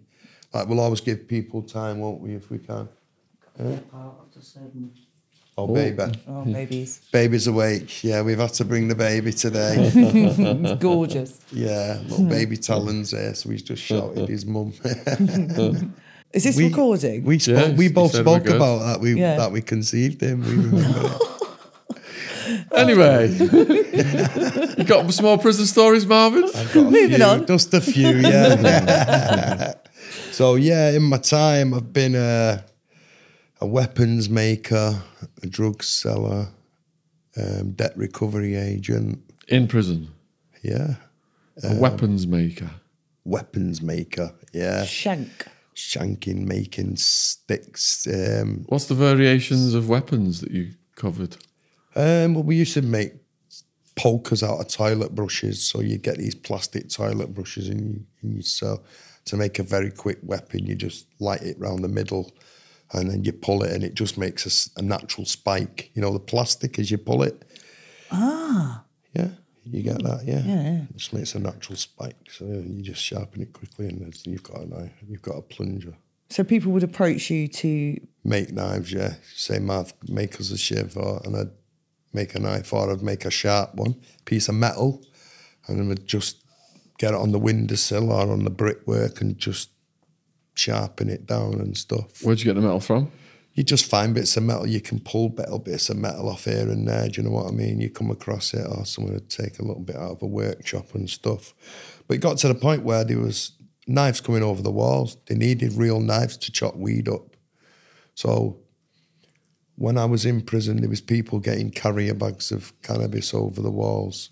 And when I say carrier bags, Jen, I mean carrier bags. Full. Like with kilos in and 2 kilos and mobile phones and parcels. And there was guaranteed to come over. You know, they had the guy on the phone on the top landing watching the guys come over the field and throw it straight over into the yard.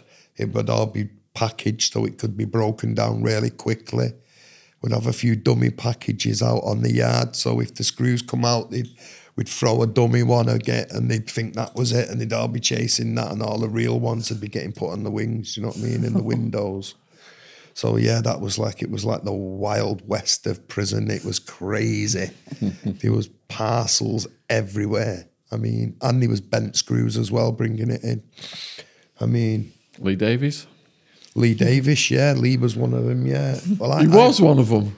Yeah, he was a bent screw, wasn't he? I know, Yeah. but that you interacted with. Oh, no, I never interacted with him. Okay. No, he was in a different prison to me. Gotcha. But I can see how Lee Davies fell into it. Very easy. Someone pressuring him and Yeah. saying, you know what I mean? Like, Didn't sort of pressure. they said my dad's sick and I need to get on the phone to my dad. That was how it started. That's how it started, Yeah. yeah. So I remember getting into a screw by dropping off steroids. That's how it started. You know, the lads was very, very clever how they got into him. They just started saying to him, "You're skinny, you," and you could tell he was a gymhead. Saying, "You're losing muscle on your back, you're not training right, you need steads." And the guy's like, "Do you think so? Do you think so?" And like, "Yeah, you need steads, man. You want to look how big I am off the steads." And the screw ended up like, "Can you get me some?" And that was it then. Bang. Got him. You've got him. You've got him, because he'd get sacked if he found out that he was meeting your mates after work to drop steroids off. They ended up having him that way, do you know what I mean? And he'd just bring a parcel in and just throw it on the bed and storm off, do you know what I'm saying? And get bored in the end, and then they just vanish.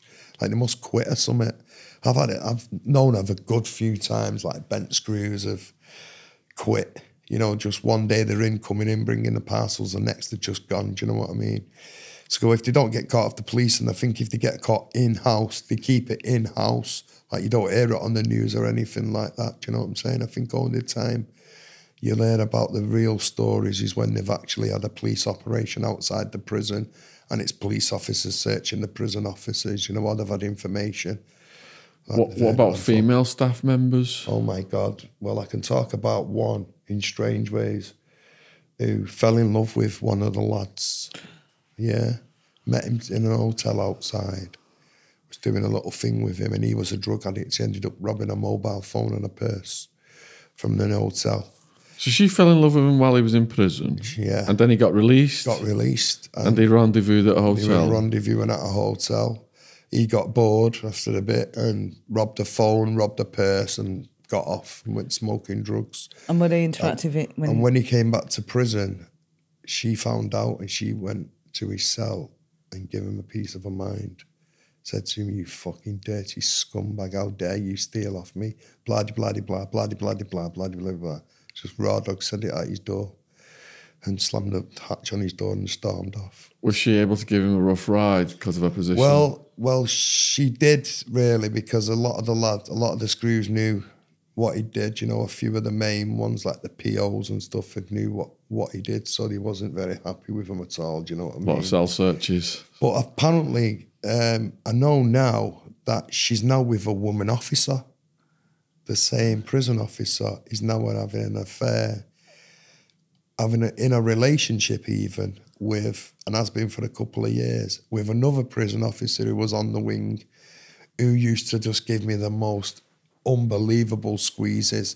Like, I'd have a wage, something to do on the work route, like someone who's on the way to work who owed someone money on my wing, for example. So this day, this guy who owes money, I've got to catch him, and I have to go back onto his wing with the work route, and the work route gets locked down. So the prison is completely locked down. But I end up getting locked on his wing, and I have to bang on the door, and this officer came and see me and said, "What are you doing on here?" I said, "I need to get off the wing. I need to get onto the other wing." And she unlocked the gate and get me onto the other wing. And go quick, and ran off. You know what I mean? So it was like, wow, these screws like a proper bent to the core, do you know what I mean? And that's the one who's having a relationship with the other one now. Yeah, so them times it was just, the amount of drugs what was coming in was just crazy. I mean, I was on the wing, and a gang of armed robbers from Ancoats have come on the wing, and a couple of them was on the street, so they had ways. I'm not saying how, because I don't want to divulge how they was getting the drugs in, but they had a way, and they was getting multiple ounces of heroin in, and they was selling a quarter of heroin for 500 quid, or an eighth for free, a quarter of everything for 600 quid. What's the street value on that? 250 or something, 300. So he was doubling it. Thought he was doing more than that. He was doing an eighth for 200, a quarter for 4. No. I forgot now how he was doing it. But he was getting multiple ounces of heroin in. And we were selling an eighth for 500 quid. It was an eighth for 500 quid. So a quarter was £1,000. A quarter was £1,000, because you could make 15 wraps off a gram. 15. You can make off one gram of heroin 6 £50 things, up to 6 £50 things, wraps, street wraps. So it's very, very expensive in prison. I mean, how do the guys who are skint afford drugs in there? Well, they get the family to send money to, or drop money off, or do bank transfer, you know. So if you're skint, but your family have got money, they'll just say, here's a number, phone this number, get your bird to meet my bird and drop the money off.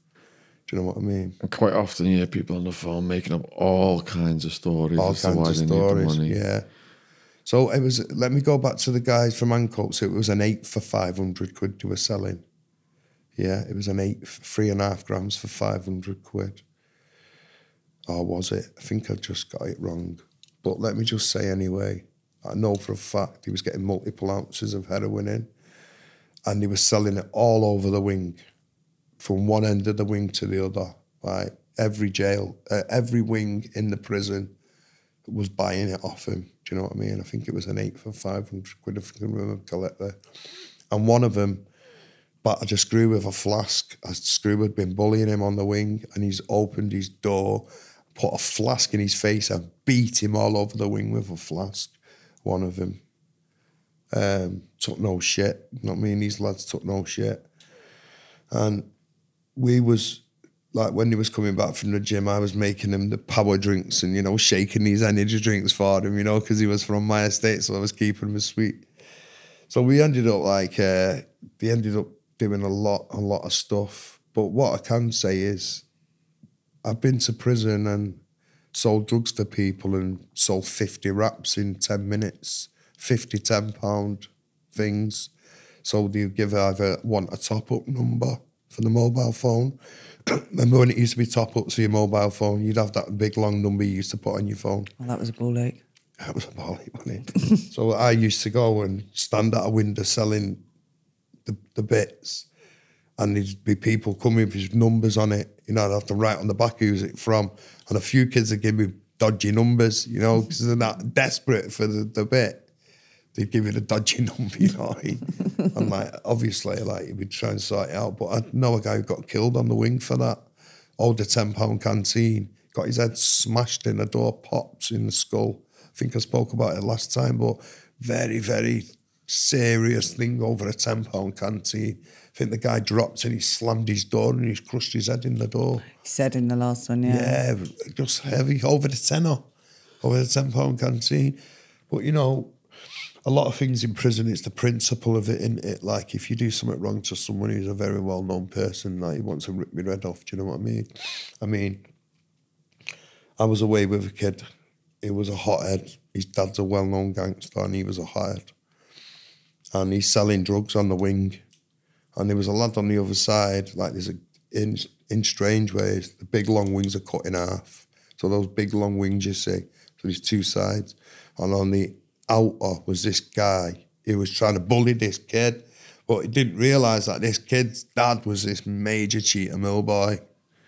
Yeah, so that caused a lot of problems for him, you know what I mean? Like a firm, we just went to him and went, mate, you don't know who you're messing with, but this kid who we was like looking out for was just a hothead, you know, always causing arguments, always fighting with people and stuff, do you know what I mean?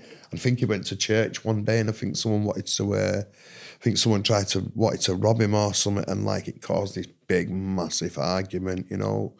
And so like, you know, you've got to watch your steps, what you're doing, what you're taking. Every step could be a very dangerous move, you know what I mean?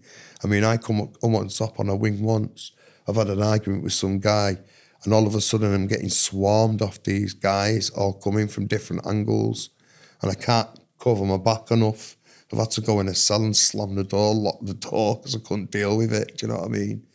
Just had an argument with some lad, and because I wasn't recognised on the wing, and this lad had been on the wing a few weeks, I'm like, all of a sudden, I'm like the one on my own.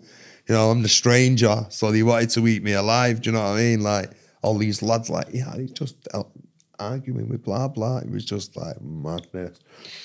But like... But was there any repercussions after that, after you walked in and slammed your door? Yeah, there was a few, yeah. Like I ended up catching some kid because I ended up carrying it on for a little bit. Ended up catching some kid and splitting his eye open over it, do you know what I mean? Because like he was one of them who was like at my door, you know, trying to have it with me and stuff, and I ended up catching him on his own. But you know, it's funny, I bumped into some kid the other day where it did a hit for it. It was on the wrong person. Like it put me onto the wrong person. So this kid got a fat lip. And the guy come back to me after it was done and went, I'm so sorry, it was the wrong person. You know what I mean? I had to go and pay this kid, sort him out with some bits to like, you know, because I felt terrible. And I seen him the other day in town. He's like, Marv, remember you did that work for me and it was the wrong guy. I wanted to slap him. I was like, you're fucking daft, you know what I mean? It wasn't even funny. It was like madness. He made me smack some guy. I could have really hurt him, do you know what I mean? But yeah, like the drug situation in prisons has just gone out of control. I mean, I was in when the spice hit. And when the spice hit prisons was changed forever. I'll never be the same again. It turned into, you'd get paid 100 quid to do something for someone, so you get paid a tenner. You know what I mean? It's like there's no money in anything now. Like things was just being done for dirt cheap. If people was being slashed for 50 quid and 3 bits, £30, you know what I mean? There was proper real slashings going on, and like, because the spice, it just made everything different. It was crazy. Like this new synthetic drug. I remember seeing a boy on the floor and he thought he was Spider-Man and he's trying to crawl on the floor. But no other drug does that to you. No other drugs send you that way. So now I believe and I know that heroin and that is more of a rare commodity now in prison. At one point it was everywhere. Heroin was flooded with prisons, but now 10% heroin, 90% spice. Oh. You know what I mean? Like the spices took over, and even the value of it is worth a fortune, because one piece of paper, you're making a couple of £100 off that one sheet of paper. You know what I mean? And I was listening to a podcast the other day saying that in every prison he went to, spice was readily available. This is just recently, you know what I mean? Like other drugs might not have been available, but spice was always available. You know what I mean? And I had a lot of problems with the spice, what we'll talk about in our next one, Sean. We've got a really exciting one next one when we talk about the spice, because a lot of things happened on the spice, and I'm responsible for, I wouldn't say killing people, but I'd say if it wasn't me, it would have been someone else who'd got them to try spice. But at the time, the only explanation I've got is it was legal. It wasn't an illegal drug. It wasn't a drug at the time. The government, like MCAT started out legal. Yeah, you can buy it legal. Yeah, MCAT started out exactly the same, yeah. And I could go into a shop and just choose whichever drug I wanted. That would give you different highs. Some of them was a synthetic LSD. Some of them was a synthetic cocaine. Some of a synthetic amphetamine. And you just ask behind the counter which one was which, and he'd just tell you. And it was perfectly legal. Do you know what I mean? And I like literally was going up to people and saying, try it. And then they'd be gone the next year. Like a street person, they'd be gone. They'd be dead. And I went into this office. This is how I know where they all are. There's an office near Strangeways, and it's a porter cabin. And when you walk in, they've got a death wall. So they've got the names and the photographs of people who've died on the street or just come out of prison. And I looked on this wall and my head fell off. I swear, my head fell off. I just thought, I remember him. I knew him. And I just looked all the way across this wall and thought, wow, how many deaths do I feel responsible for? And this is why I'm talking now and opening up to the world, because I want people to know like the dangers of drugs and how common it is now to be involved in drugs and how easy it is to fall off and fall into that life of drugs, because it's not a good life, and you're never ever going to be happy taking drugs. I mean, you'll use it as an escape, but it doesn't escape it, it just puts it to the back of your mind. Let's be real. I mean, if you try and use a substance to try and get rid of something, it doesn't get rid of it. No. It'll either make you think about it more, it'll affect you even more, you won't deal with the problem, you'll just prolong it, do you know what I mean? And it's very, very easy to be doing that with drugs, you know, it's so hard. I mean, I wish they'd look at people like me and take notice and try and find some way to gain a grip on it again. Because it shouldn't be in criminal hands, should it? Let's be right, you know what I mean? Like everyone wants to earn money off it, but it shouldn't be in a 15-year-old selling drugs to you, should it? It shouldn't be down to them. It should be a controlled environment. But you know what drug it is? It's not been cut with any agent. I mean, a lot of them, they cut in with these horrible powders, what can just eat your insides to bits, but to fat it out, you know what I mean? Like these places are not sophisticated who distribute the drugs. They're not sophisticated countries. Every country are like not very good. They haven't got good chemicals.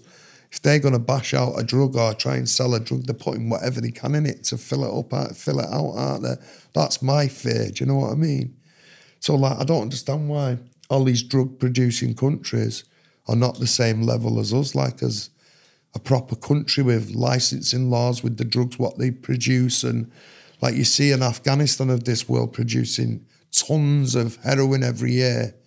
It's coming to the West. It's coming to our kids, our families, our uncles, our aunts, you know, and there's no one controlling it. There's no one. All as you do is if you're an addict, they're just like sweeping you off the floor, aren't they? They're not helping you while you stood up and having the problem. And, you know, if If you was buying off a doctor who could look at you every week and say, look, you're going downhill, your weight's lost, you've lost 20 pounds, I think you should stop it. That's how drugs should be. It should be like gambling, but controlled. So if you want to spend £1,000 of your money on a fruit machine, that's all well and good. But if you want to take drugs, you're not allowed to. You've got to buy it off a street person or somebody who's got no care about bashing it, about adding stuff to it, even what it is. You know, the amount of names what they've got for cannabis now is just unreal. You know, they're trying to sell it like childrenize it, like make it like more, kids want it more. So they do these funny names. Trendy Names to make the kids want it now, you know. So it's a very dangerous precipice we're on. Do you know what I mean? Like a lot of kids go to prison for multiple years for a drug parcel, and all that's happened is there was the cleverest kid on the estate and made a few more quid than anyone else and went shut up in the game. You know what I mean? Smart, did what it was right, business model, used the business model. Before you know it, they're a multi-kilo drug dealer. But what happens to them, as soon as they get caught, they're getting 15, 20 years. Why don't they like channel that energy into doing something more productive? I'm sure they would if they knew. But if the government had a grip on it, they wouldn't be able to get them 20-year sentences, would they? Because it wouldn't be there for it. It wouldn't be an option. What kind of problems did you see over drug debts in prison? Oh, my God, Sean. Drug debt problems are just... Drug debt problems are 10 a penny. People are going off the wings every day. I mean, I had people putting my name in on a regular basis, saying, I owe him money, he's going to smash me head in if. So I had a prison office, I had a senior officer come to my cell one dinner time, and he said, come here, I want you. And he took me into his office, and this is his chair, and there's the chair where I should sit. And I went to sit there, and he went, no, sit in my chair. I sat in his chair and he went, I believe you're running my wing at the moment. I'm hearing your name that much. He sat me on his chair in his office and said, I believe you're running my wing at the moment. And I was like, I'm not. And he went, get him sit round there and then give me this warning, like, you better stop doing this, and I'm hearing your name everywhere because you're bouncing from one end of the bleeding prison to the other. Do you know what I mean? And I ended up getting barred from one prison in the end because I was playing up that much.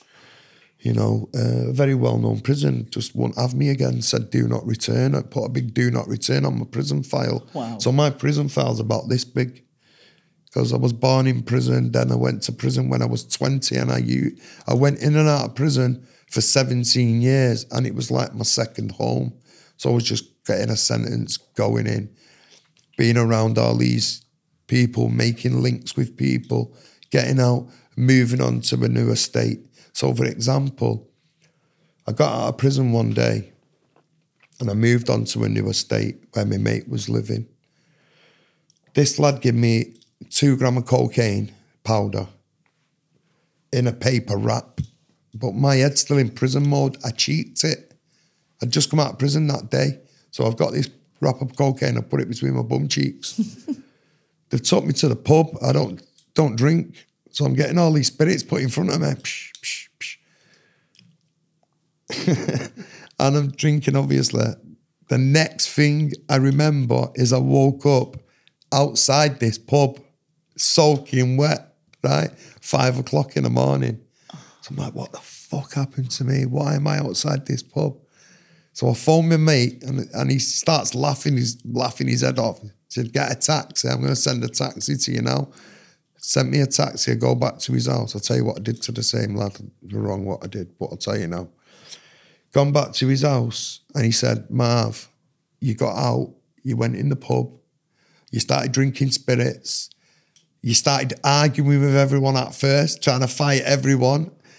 We had to carry you out the pub. You wouldn't get in a car. You started booting all the car doors as we were trying to get you in a taxi. We left you outside, right? So I'm like, oh, thanks a fucking lot. Yeah, but you said, nah, mate, you behaved too mad. We had to leave it outside. So I went to use the bathroom, wash up and all that lot, and I remembered this parcel between my bum cheeks. I've opened it. It was gone. It dissolved. What? Yeah, it was gone. It was just like a few bits of like sticky substance in the paper. It had gone. I just evaporated. I was like so good. It's like, bastard, I just lost 2 grams of coke. You know, I was addicted to crack at the time. Wow. But like the same kid, I'm staying in his house. I mean, this is what the low shit you would do as an addict. Like, I got into my head that if I take the PlayStation to my mate's house around the corner who sells crack, I can leave the PlayStation with my mate just for an hour, just till I go down and go and collect this money what I was owed, all right? So me thinking I'm a smart ass, unplug the PlayStation, take it to my mate's house. So I say to him, look, it's blah, blah's PlayStation, but I'm just leaving it here for an hour while I'm go down and pick this money up, because he wouldn't give me anything on tip. He wanted something to hold. My mate's come home early from football and seen the PlayStation gone. And just come out of the house, got a weights bar. So you can see there's a scar right here. Yeah. And you can see this scar there. Yeah. The big scar there. I'm in, sat in a car, just about to turn a left to go into this avenue to go and get the money. And he's at the avenue because he knows it's where I'm buying crack from, and he's got a weights bar like that. And he just blows it right through the window and starts smashing it into my face. What? Bang, once, ripped a big scar up into my face here, yeah. Second one straight here, yeah. So then he's pulled me out the car and he's whacking me with this bar. And I'm going, I fucking was only going to put it down for an hour. I got to beat him with a fucking weights bar. Yeah. Did he get his PlayStation back? Of course he'd got it back. Yeah, he got it back. But yeah, just like the shit what you do, you know what I mean? Like my mental sense was, I'm only taking it for an hour. You know, while he's at football, an hour and a half football match, he ended up coming off at half time through something and coming home and seeing the PlayStation gone. Oh man, I got a right beating for that. But yeah, I've had a good few beatings on my time, Jen, through the drugs, you know. I mean, I've had my head beat that much. Like now, I've got a bit of a brain injury. What I've had, and I've had it for a few years now. And how it come across was, I was living near Manchester City Stadium, near where all the cars. So I see an opening. Let's just say that. I see an opening to take a car park. So I take this car park. So me and Ciara stood there getting cars onto this car park.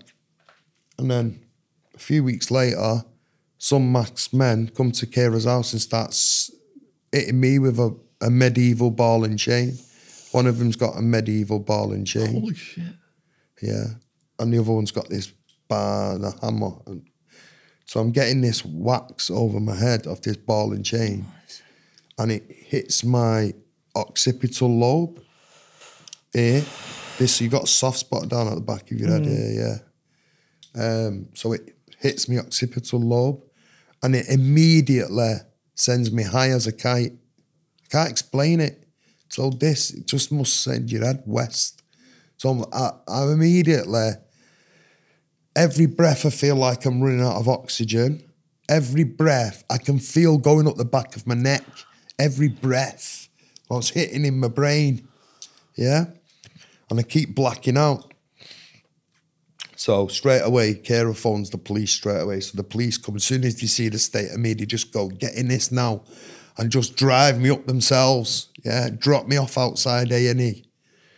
Me and Ciara drop us off outside A&E. Say, mate, you need to get that looked at. Because like they've said what happened to me. And I said, I don't know. And I kept that story. I said, I don't know. I just felt these blows on me head. I can't identify who's done it. Do you know what I mean? Because I didn't know what had gone on. I just know that I've been whacked, smashed in my head, and I'm in my boxer shorts. So I'm trying to defend myself. Ciara's trying to get hold of the weapons, and the weapons are coming over. Do you know what I mean? And I'm just thinking it's through this car park situation, yeah. So like, I get dropped off at the A&E. So I go into A&E and they see my brain and they take a scan of my brain and they say to me, the injury's one thing, but we found something on your brain, a shadow, they said, in your brain, yeah. And then the fella who took the test went behind the counter, this counter where there was 5 other members of staff. So he did his little thing and then went, and I said to these members of staff, I went, be straight with me. Tell me what's going on.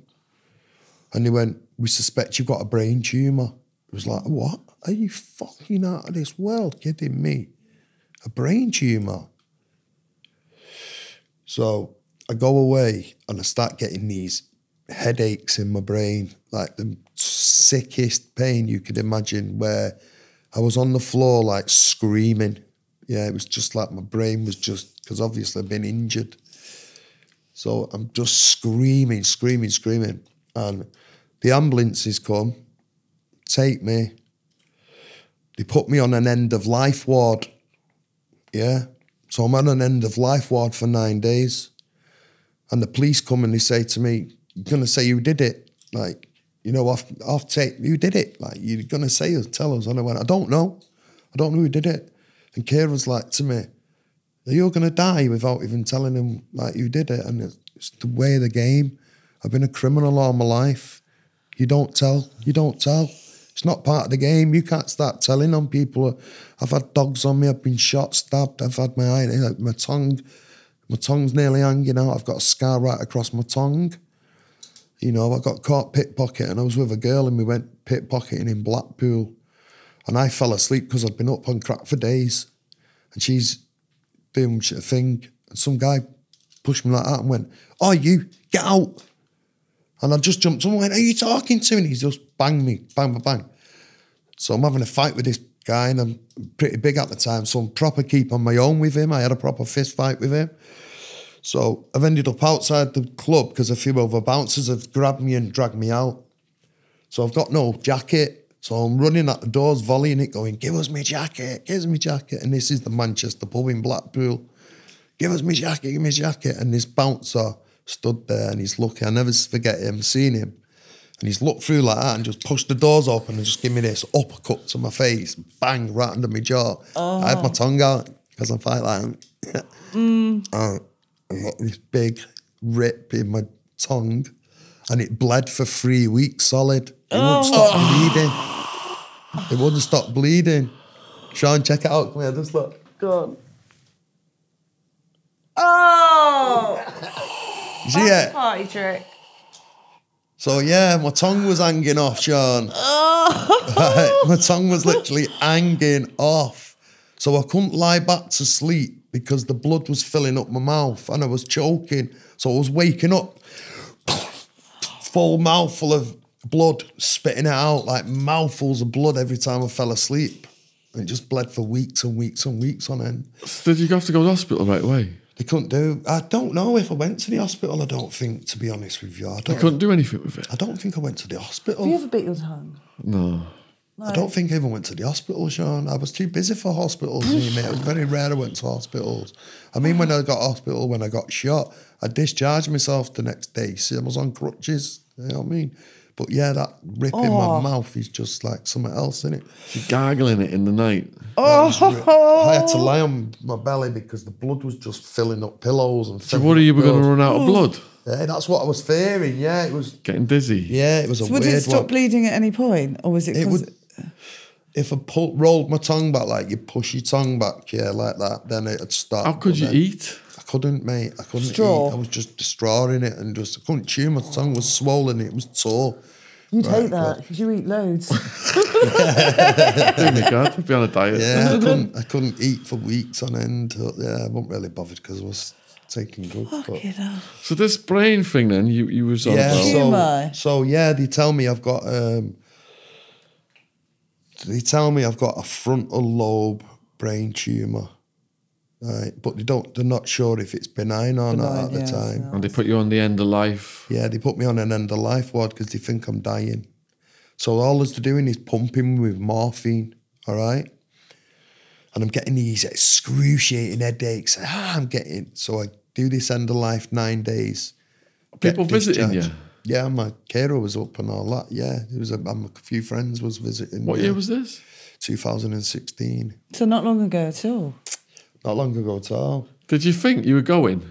Yeah, I thought I was dead. Yeah, I thought I was dying, mate. 100%. I thought the brain tumour was just going to go din, din, din, din, din, bang, out, gone. How did that change your mental focus? Sent my head west, mate. It was very, very difficult. Very difficult. Were you like think saying I'd goodbyes? just been told my mum was dead. And then I get diagnosed with a brain tumour. Were you saying goodbyes to everyone? Mentally, I was saying goodbye to the mother world, yeah. Were you putting up a front with Ciara and... With everyone, yeah. I was fine. I was just in another world. Every breath I took sent my head west. Oh. I was sat in a world on my own, like, for 3 years. I couldn't, like, my brain wouldn't register. So I was studying all this, like, looking at all these images and visuals and afterlife pictures and whatnot and everything like that. And I just started sticking them on my Instagram in the end. So I've got like 4,000 or 5,000 pictures of it in Instagram, going back from like the time when my injury was just sending me crazy. Well, going back to the end of life ward. Did they try and operate on you? No, go on, Sean. No. What happened to get you off that? So they discharged me because they find that the tumour isn't growing at the rate fast enough. So they've had me under observation, and so some tumours just go bang, bang, bang, bang, bang, bang, bigger, and just wipe you out. All right. So this tumour, I'm getting up and I'm blacking out and I can't breathe and I can't see straight, and my vision was crazy. Like I could smell colours. Does that make sense?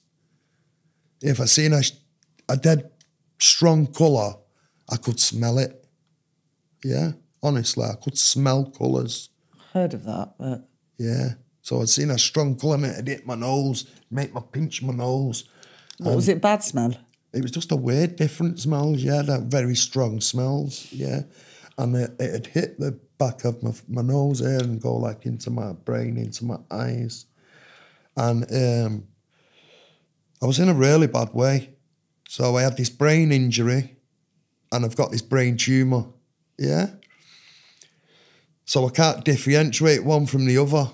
So they don't tell me for ages that this is a benign tumour. So what it means by benign is it's not growing at a rate to cause them concern yet.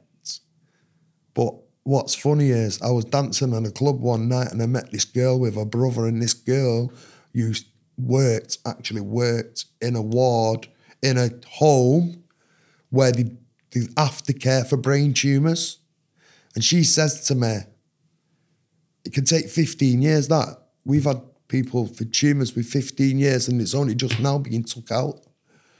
They only now needed to take it out. So I go every single year to a neurosurgeon who's an Italian, and he's crazy personality. So he said to me, oh, don't worry about it. If the tumour grows big, I'll just chop it out. Like he's talking about putting tomato sauce on pizza. That's what it reminds me of, Sean. He just, I'll just chop it out. Yeah, and I'm like, wow, he's talking about literally going into my brain because it's right here. I've seen, me and Ciara walked in the office and he had this x-ray, you know, that big screen what they have with x-rays on. So they had an x-ray on my brain and you just see my brain, you just see this big white thing right there, right in the centre of my brain. Dead centre on my forehead. Like third eye? Yeah, but bit deep in my brain, just bang. And I walked in and seen it, and my brain injury was sending me a high all the time anyway, and it was just like it was like I was in a dream. It's like I was watching myself from a third person. And I lived like that for years, and even now I get the effects of it. So I can sit back and breathe hard up my nose, and I can feel it going up the back of my neck, up into this area. So what I'm feeling is this nasal passage. I feel it hitting somewhere on my nasal passage, you know, like you breathe in and things can get to your brain or they go down. I don't know. I just feel this. It feels like it's like it reminds me of one of those musical instruments you play. What's it called? The big brass thing like that. A trumpet? It's like, the big long ones you get. A flute? Like a saxophone. Sax. That's what it reminds me of, like a saxophone. So when I breathe in, I just get this like shape of a saxophone up inside my nose, inside my brain. Yeah. And why do you think my hair's long? because the pain, and I couldn't let shavers go near my hair. So I tried to even touch my head and I couldn't touch it. I couldn't, ask Ciara, I couldn't touch my head because of this injury. And I've got to contend with this brain tumour as well. Do you know what I mean? And like, I'm on this morphine. They're just giving me morphine after morphine after morphine. And little did I did a bit of research on morphine, and what happens is, if you've got a brain injury and you're getting morphine, it can give you more headaches. So we found out that was giving me the headaches. I told my doctor about it, and he done some research and he phoned me and stopped it that day, there and then. He said, no more morphine. He said, because of this injury to your brain, it's adding to the fingers, the pains, you know what I mean? So I went through a horrific time with that. So was the ball on the chain incident to do with the car park? It wasn't. It wasn't. It was to do with something completely different. It was pathetic what it was about. It was an absolute tragedy what it was about. There was a second-hand shop on my estate. They have prisoners in there. So I get into a routine. So they sell furniture and bicycles and clothes, second-hand. When someone dies, their vans go up and unplug all the electricals and get all the clothes delivered to them, and they go through and check all the white goods and that. And there was a lad who was working there who did quite well in there, and he was selling bikes. Like, he was getting bike donations, but he was selling them really expensive. He wasn't selling them for anyone on the estate because they was too expensive. He was charging £70 for like some shed of a bike, what you could buy for 15 quid. But the people who was buying them was people who was coming and trying to support the charity. And he knew that, yeah. So I got talking to him one day, and because I was learning to be a drug counsellor at the time, and Ciara was doing her courses as well, okay? She was learning to be a counsellor as well. So I was going to this course to be a counsellor, and I was going to all these other courses, linked into all these other places. So I was learning to like help people when they come out of prison to like get on the straight and narrow. So he said to me, can you link me in with these places? So I said, what I can do is I can contact bicycle shops for you and see if they want to do any volunteering, helping you fixing, because it was a room full of all bike frames and stuff, and he wanted basically to get them all built so they could sell them on the shop floor. Yeah, but he couldn't build them all himself. So I said, I'll go to bike shops and ask him. And I got in meetings with bike shops. And one day I went in and he was just so arrogant and like, he was like a different person, like this aggressive, like arrogant. And it put me on edge a little bit. I thought, wow, he can turn a bit. That's what I thought, you know what I mean? Like what it was, he was dealing with a customer or something, and the guy said something about the bike, and he just went, don't fucking have it then. And just like, get out. And just like, I thought, wow, this guy can fucking change like on a penny. All right? So I invited him to dinner at Ciara's, because I know Ciara's a good judge of character. And he had his dinner, but he brought a suit, a girl's bike, this old laptop, and something else he brought, right? And he brought all this stuff. And, you can have all this. I brought this stuff. What you can have? I've got it from a charity shop, yeah. But he said, the computer, can you help me set up like these things what I want to set up? So we didn't really know what he was on about. He was just talking shit. And then as he's had his Sunday dinner off Ciara, he didn't say thanks, nothing. He just put the plate on the floor. Like, you don't eat dinner with someone, like, and then just throw it on the floor. No. Right? And Ciara, like, looked at me and went, like, he's not even said thanks, he's just, like, in his own fucking world. So when he went, Ciara went, don't have him anywhere near me. There's something about him. But what I didn't want to tell her was, he told me a story, and what the story was, he said, yeah, my bird, I got locked up for my bird. So I said, why, what happened? He went, I had to break into her house to get to see my baby. So I went, why, what happened? He went, I was arguing with her. And then this story went into this murky area that he broke into her house. She's run out in fear, clearly. And he's got the baby in the house. The police have come and they've nabbed him. So I could see through his story what he was saying, right? And he showed me pictures of his daughter, and his daughter's got all these reinforced ties around her, so you can tell it's like a proper, place where she is, protective place. And I could, as the way he was talking about women was disturbing. Right. He was very, very disturbing. His thought pattern wasn't right. And I knew what Ciara had been through, and I thought, I'm just going to keep this guy away from us. Do you know what I mean? He's just like no good at all. So what I did was I Googled his name. Okay, and he's got a very, very popular name, what's known around the world, but he's got two names in the middle of it, what nobody knows, what I knew. So I Googled his full name, and it come up that he was wanted a few years before for violently pushing an 82-year-old man off a 76 bus. Now, the 76 bus stop in Manchester is our local bus stop for our area.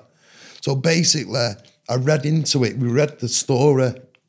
Ciara has still got it somewhere, and it says, man gets on a bus, another man tries to push past him. Old man says to him something, he pushes him violently off the bus. You know how many steps are on a bus, don't you? Violently pushes him. The guy goes flying, injuries, sustained injuries, got took to hospital, and he was wanted. That's what we read. I didn't read the complete, like him getting caught and what happened to him for that. But it just said that. So I thought, wow, he's keeping away from this guy. About a month later, I get this phone call and it goes, I want all my shit back. I'm like, what? So when we opened the laptop, it had this most disgusting porn on it you can imagine. Like you turned it on and it had this starter thing with like porn on the front. And it was disgusting. Ciara saw it. I went, get that out of my house. It's fucking rotten. Whatever he's doing on that, I don't want no part of. Yeah, which is right. And he sent me a message saying, I want my shit back. So I sent him a message saying, what? You can have these fucking bits of junk, mate. I've got fucking iPads around me. What do I want a fucking 6-year-old laptop like that for? Forgot all about it. And it was him. And he's two other people who he did it with. High on these, that thing you get in America, that drug, what they're all taking in America, one of these very, very addictive drugs. He was buying it off the internet and sending himself off his cake on it. Like bath salts or something? No, one of them, yeah. He was buying a drug off the internet and he was taking it. But it broke my heart that he did that to me.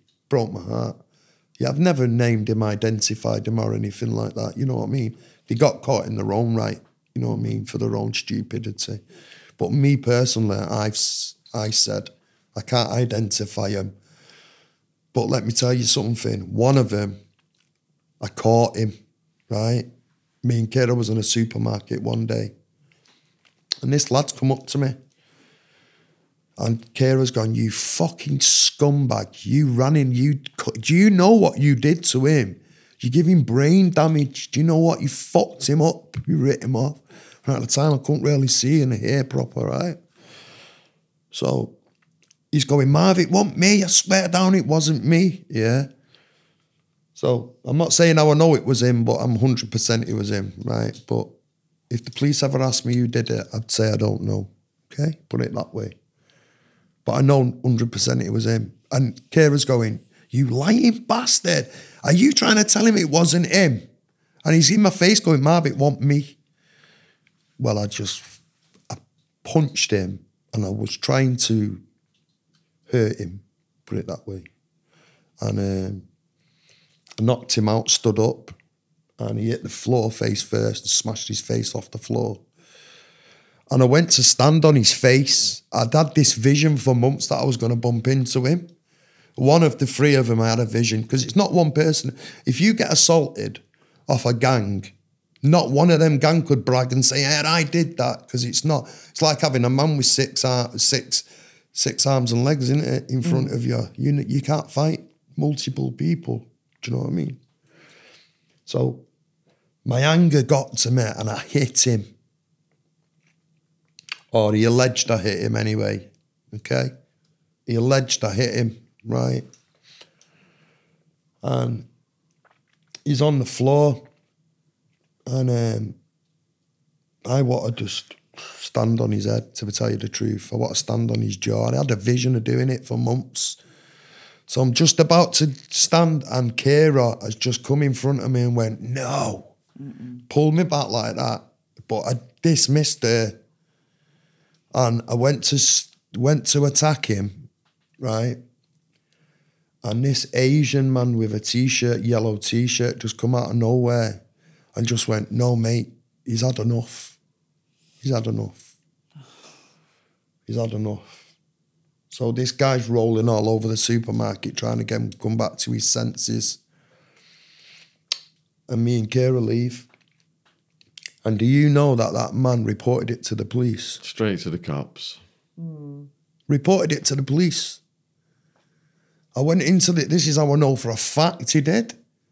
I went into the supermarket, me and Ciara, one day, and the guy, he was a security guard. He's not there anymore, he don't work there, so I don't care what I say.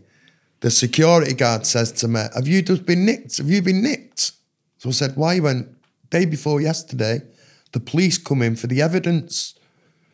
There'd been an allegation that you've assaulted someone in the store, but the cameras, I shown him, he said the camera what they asked for, the cameras I gave him, was down this aisle where you couldn't see what happened.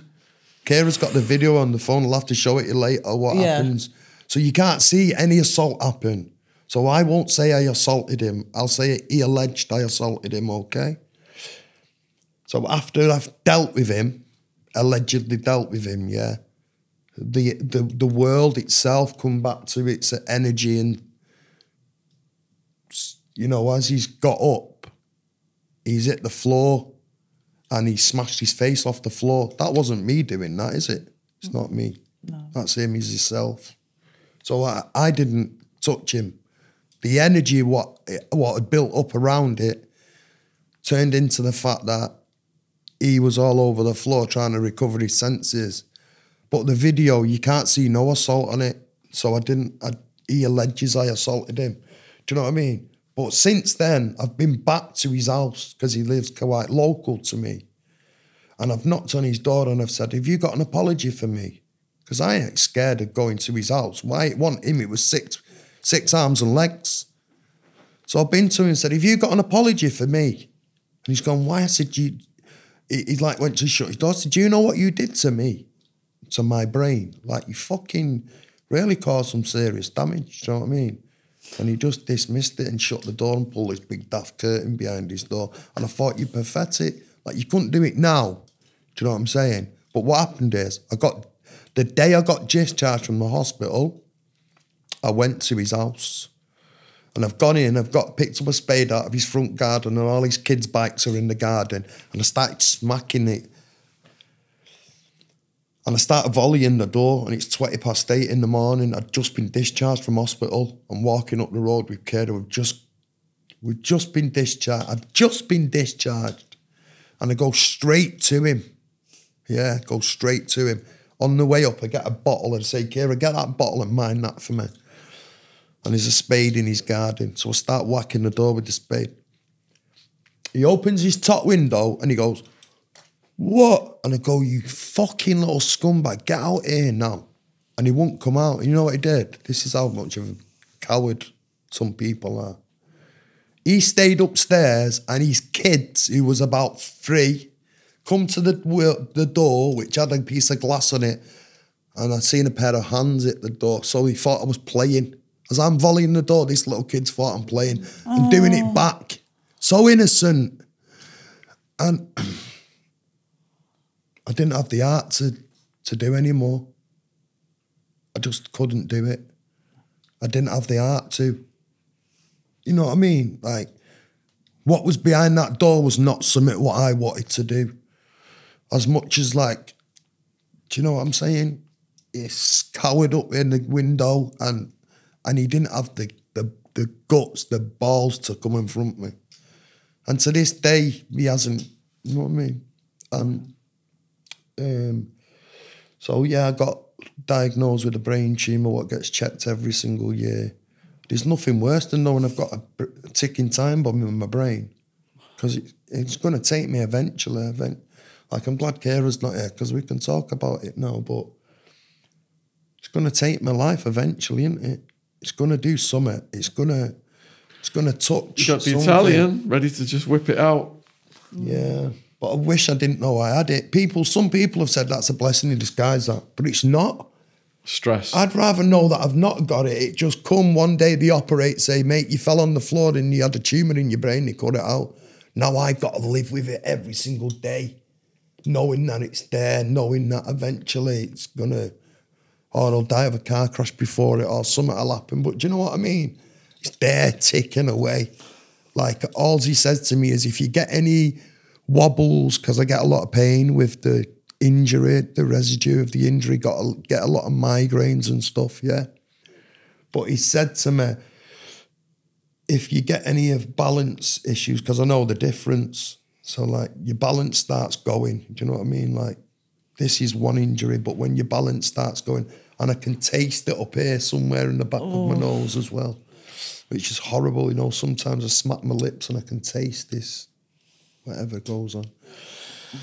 Yeah, but it's an horrific thing to live with, knowing that every day I've got to, one day I'm going to get up and I'm going to wobble the wrong way, do you know what I mean? So it's scary, yeah, it's scary. And people have said to me, why you didn't take drugs, why you didn't relapse after that happened, so you'll never know. Like, go and grab back onto the drugs, what you used to, but I didn't. No way was I going to do it, do you know what I mean? I just point blank refused to return to drugs. You know, it would have been easy to just start using it as an escape again, but there was no way I was going to do it. I mean, once I stopped, I never did it again, do you know? Well done. Yeah, so yeah, every day is a mad one, really, isn't it? It's crazy. So I've got my stuff going on. The baby's got his stuff going on and Ciara's got her stuff going on. But we make a good family. You do. Yeah.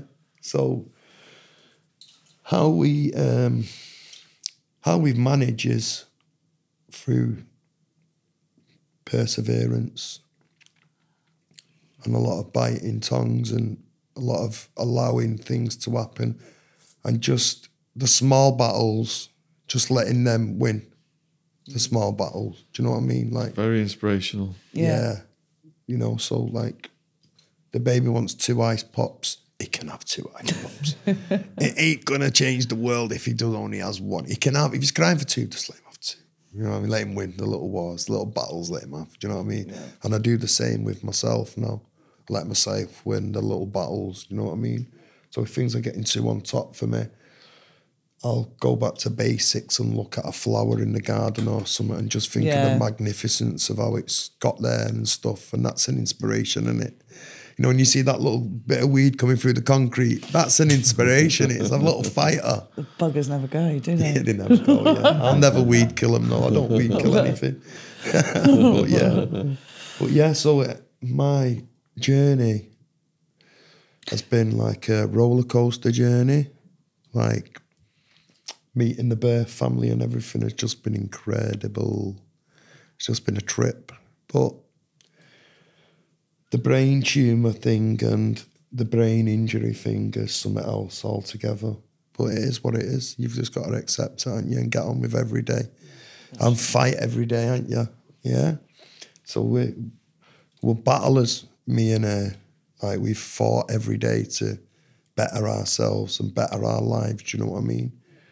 And nothing's going to stop that ever. We're going to keep trying and keep pushing away. Oh, you'll get there. Yeah, and I believe Ciara's going to nail it too. Because it's very hard to live. Just live an everyday life is hard when you carry a lot of baggage. So I keep my circle small because I can't have other people's problems affecting my own. Do you know what I mean? So I keep my people who I speak to, and I put 100% into them. Yeah, but I don't go out looking for friends and have tons of friends. I've just not really wanted it since I've got my brain tumour, because I don't want to upset them. If I die tomorrow, they're going to be very upset, aren't they? Do you know what I mean? So something what I don't want to let people get too close, so then they can't be sad. Do you know what I'm saying? That's how I look at it anyway. Yeah. You're an incredibly strong man. Yeah. Mind-blowing, man. Today it's just like built and built and built and just got more and more intense.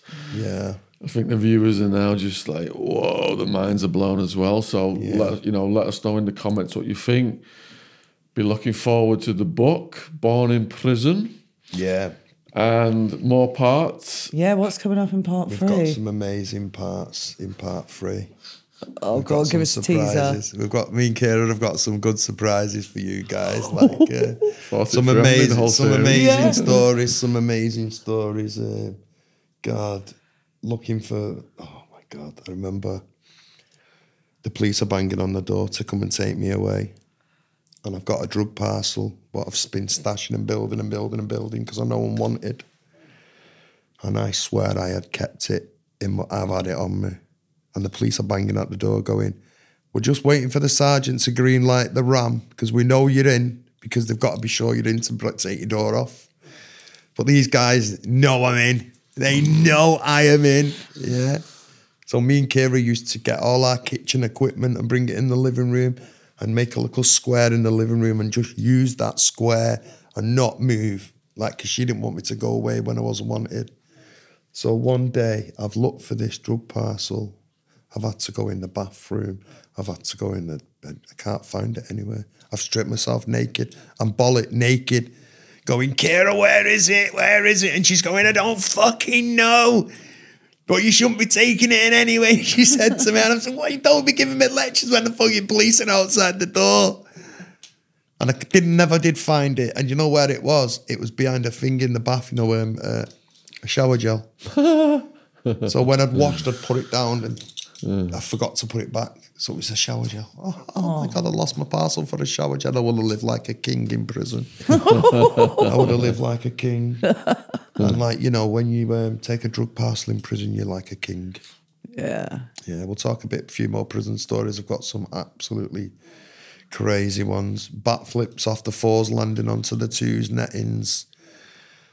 Yeah, doing bat flips. Going in the dryer for Blackberry Messenger. Getting in the dryers and doing a few cycles in a dryer for a laugh. Done a few of them. You know, there'll be someone who'll show you a few clips of me in a dryer one day. I used to do it for a buzz. I hope so. Wow. And what do you say to the young people tempted by the drugs and gang lifestyle? I would say, don't get your fingers burnt, because that's what's going to happen. You're playing with fire. You're absolutely playing with fire, because if you're part of a gang, you will do things what you wouldn't have done before. You'll get put in situations what you'd never have done on your own. You'll go too far, and if things come at you, you're going to try and equal it. So if someone chases your mate down the road with a knife, what you going to go and do? Go and get a bigger knife and go and chase them. So it's just as basic as that, isn't it? And what you've got to remember is, what I tell kids to take note at is, there's always a bigger fish. You're never going to turn into Tony Montana or Scarface. It's never going to go that way for you, okay? I'll tell you why. There is always, the big fish is already up there. He's already reached the top. You're not finding him. You're not making it to them levels. You're going to get 25 years in prison or die trying to reach it. And people can reach out to you on Instagram, is it? Instagram, yeah, Lee Marvin Hitchman. And your channel? My channel, me and Ciara, that's just my name. Ciara and Lee Marvin Tell It All Network, it's called, yeah. And that's on YouTube? That's on YouTube, yeah. That's just a compilation of all our interviews. But we are going to do 1 or 2 lives when the book's out and stuff, or maybe I might do a couple of lives, me and Ciara. You got it. Love you guys. Thank you very much. Right, give us a hug, brother. Hug time, guys.